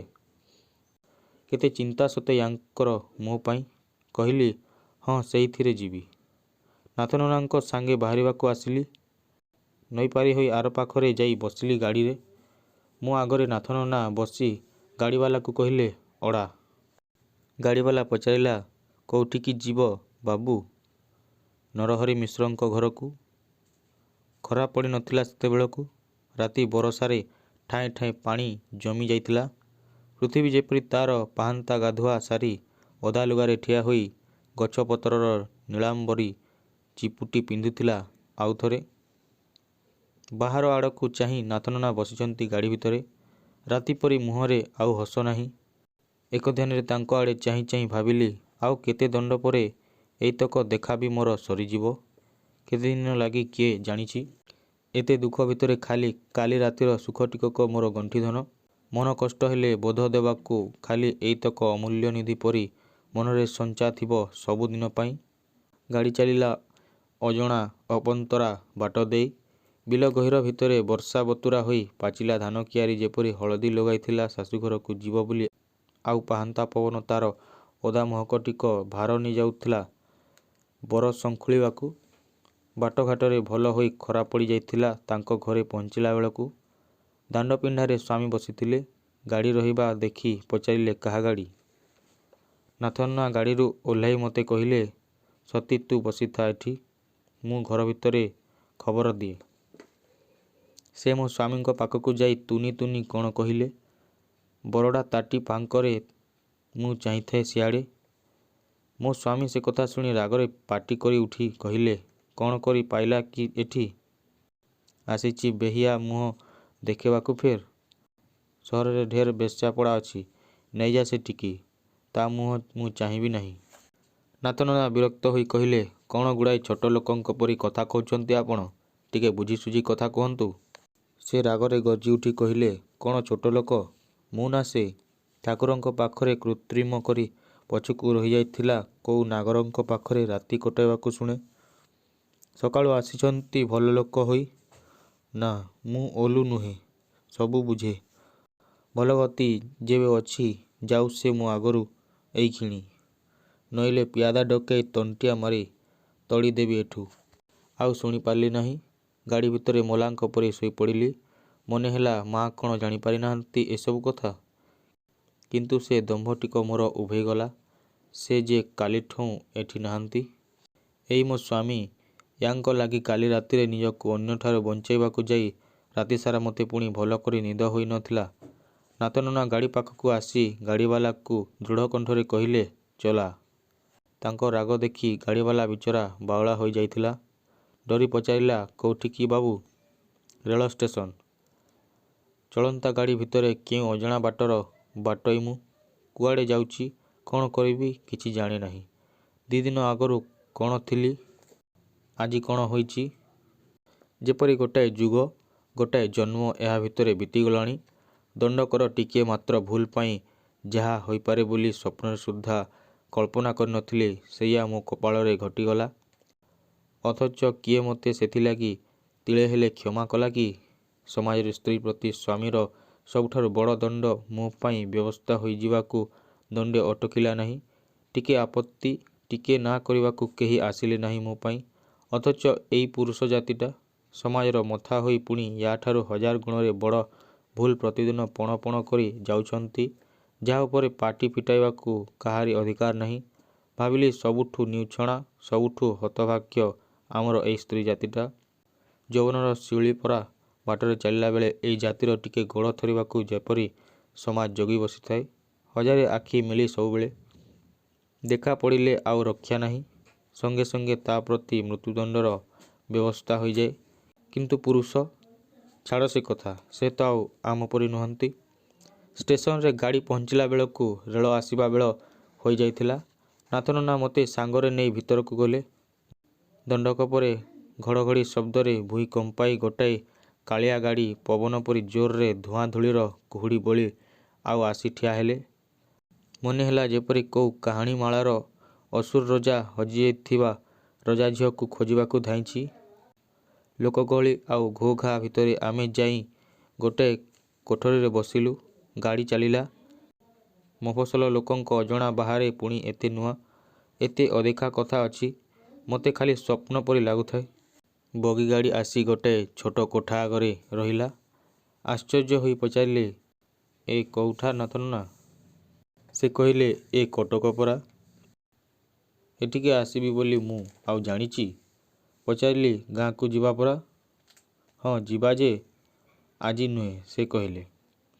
ଆମେ ଯୋଉ ବସାରେ ରହିଲୁ ସେଇଥିରୁ ଗୋଟାଏ କୋଠରୀ ସଫା କରେଇ ନାଥନନା ମୋତେ କହିଲେ, ସତୀ, ତୁ ଏଇ ଘରେ ଥା, ମୁଁ ବଜାରରୁ ଆସେ। କହିଲି, ମୁଁ ଏକା ରହିବି ଏଠି? ନାଇଁଲୋ ଓଲି, ଏ ବସାରେ ଆଉ ଜଣେ ଲୋକ ପିଲାପିଲି ନେଇ ବସା କରିଅଛି। ଭୟ କ'ଣ ତୋର? ମୁଁ ଏଇକ୍ଷଣି ଆସୁଛି ଯେ। ସେ ବାହାରକୁ ଚାଲିଗଲେ। ଘର ଭିତରେ ତୁନି ହୋଇ ବସି ମୁଁ ଦୁନିଆ ବ୍ରହ୍ମାଣ୍ଡ କଥା ଭାବିବାକୁ ଲାଗିଲି। ଆଜି ଏଇ କେତେ ଘଣ୍ଟା ଆଗରୁ ମୋତେ ନେଇ ଯେ ଏତେ ବଡ଼ ଅସୁନ୍ଦର କଥାଟା ହୋଇଗଲା। ବାପା ବୋଉ ହେରିକା କେହି ଏ ଖବର ଏତେ ବେଳ ଯାଏ ଶୁଣି ନଥିବେ। ଗାଁରେ ବି କେହି ଜାଣି ନଥିବେ ପରା। କିନ୍ତୁ ଦିନେ ତ ଜାଣିବେ ପୁଣି। ଜାଣିବେ ମୋ ସ୍ୱାମୀ ମୋତେ କେମିତି ଘରୁ ତଡ଼ି ଦେଇଥିଲେ ସାମାନ୍ୟ ଦୋଷରେ। ମୁଁ ବି କୋଉ ଦମ୍ଭରେ ତାଙ୍କ ପାଖେ ଶରଣ ନ ପଶି ଚାଲି ଆସିଲି। ଆସିଲି ପୁଣି ନାଥନନାଙ୍କ ସାଙ୍ଗରେ। ମୋର ବାହାଘର କେତେ ମାସ ଆଗରୁ ଯାହାଙ୍କ ସାଙ୍ଗେ ଠିକ୍ ହୋଇଯାଇଥିଲା। ଛି ଛି, ବାପା ବୋଉଙ୍କୁ କେମିତି ଯାଇ ଫେର ମୁହଁ ଦେଖାଇବି? ସେଦିନ ସେଇ ଠାକୁରଙ୍କ ପାଖରେ ଭିଡ଼ ଭିତରେ ନ ମଲି କାହିଁକି? ଗାଁ ଲୋକେ ବାପା ହେରିକାଙ୍କୁ ପଚାରିବେ, ତମ ଝିଅକୁ ତାର ଶାଶୁଘର କାହିଁକି ତଡ଼ିଦେଲେ କି? ସେତେବେଳେ କ'ଣ ଉତ୍ତର ଦେବେ ସେ? ମୋରି ଲାଗି ସିନା ସେମାନଙ୍କର ମୁହଁ ତଳକୁ ହୋଇଯିବ, କିନ୍ତୁ ଏଇ ସବୁ ଲାଗି କିଏ ଦାୟୀ? ଏଇ ନାଥନନା। ମୁଁ ତ ଆଉ ମୋରି କଥା ନେଇ ସ୍ୱାମୀଙ୍କ ସାଙ୍ଗେ ଦାଣ୍ଡ ଦୁଆରେ କଳି କରି ନଥାନ୍ତି। ସେ ତ ମୋ ପାଇଁ କହିବାକୁ ଥିଲେ। ସ୍ୱାମୀ ଯେତେବେଳେ ଚିଡ଼ି ଉଠିଲେ, କାହିଁକି ଏତେବେଳ ମୌନ ହୋଇ କଥା ନ କହିଲେ ତାଙ୍କ ପାଖରେ? ମୋତେ ଘରକୁ ନେବାକୁ ହାତ ଓଠ ନ ଧଇଲେ ତାଙ୍କର। ତେଣିକି ସେ ଘରେ ମୁଁ କେମିତି ଚଳିଥାନ୍ତି ସେ କଥା ମୁଁ ଜାଣେ। ଏତେ ଦିନ ତ ଏବେ ସ୍ୱାମୀଙ୍କର ବିଛଣା ନ ମାଡ଼ି କଟେଇ ଆସିଥିଲି। ଆଉ କେଇଟା ଦିନ ସେମିତି ଏବେ କଟି ଯାଇଥାନ୍ତା। ମୋ କଷ୍ଟ ପାଇଁ ୟାଙ୍କର ଏତେ ମୁଣ୍ଡ ବଥାଉଥିଲା କାହିଁକି? ଏଇ ଦମ୍ଭଟିକ ଦେଖାଇବାକୁ ଯାଇ ସେ ଭୁଲଟି କରି ବସିଲି।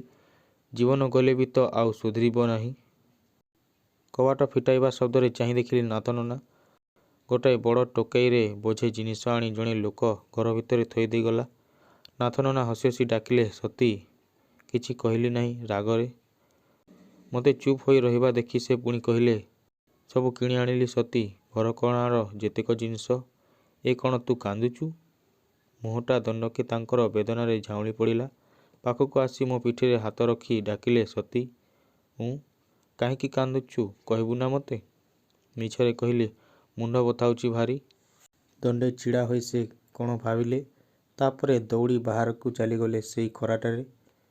ଗଲାବେଳେ ଟୋକାଇରେ ତାଙ୍କ ଗୋଡ଼ ବାଜି ହାଣ୍ଡି କୁଣ୍ଡେଇ ଆଉ କେତେଟା ବୋତଲ ଭାଙ୍ଗି ଚୂନା ହୋଇଗଲା। ସେ ଆଡ଼କୁ ଥରେ ଚାହିଁଲେ ବି ନାହିଁ।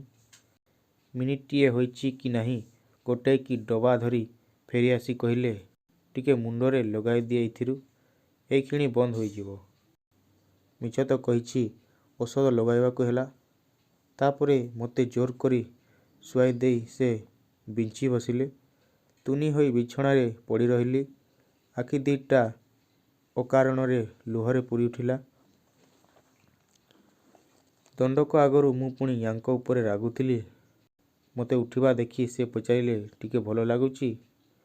କହିଲି, ହଁ, ରହିଗଲାଣି। ପୁଣି ଆଗ ପରି ହସି ହସି ସେ ମୋ ସାଙ୍ଗରେ ଘରକରଣା କଥା ଆରମ୍ଭ କରିଦେଲେ। କହିଲେ, ତରତରରେ ଗୋଡ଼ ବାଜି ହାଣ୍ଡିଗୁଡ଼ାକ ତ ସବୁ ଭାଙ୍ଗିଗଲା।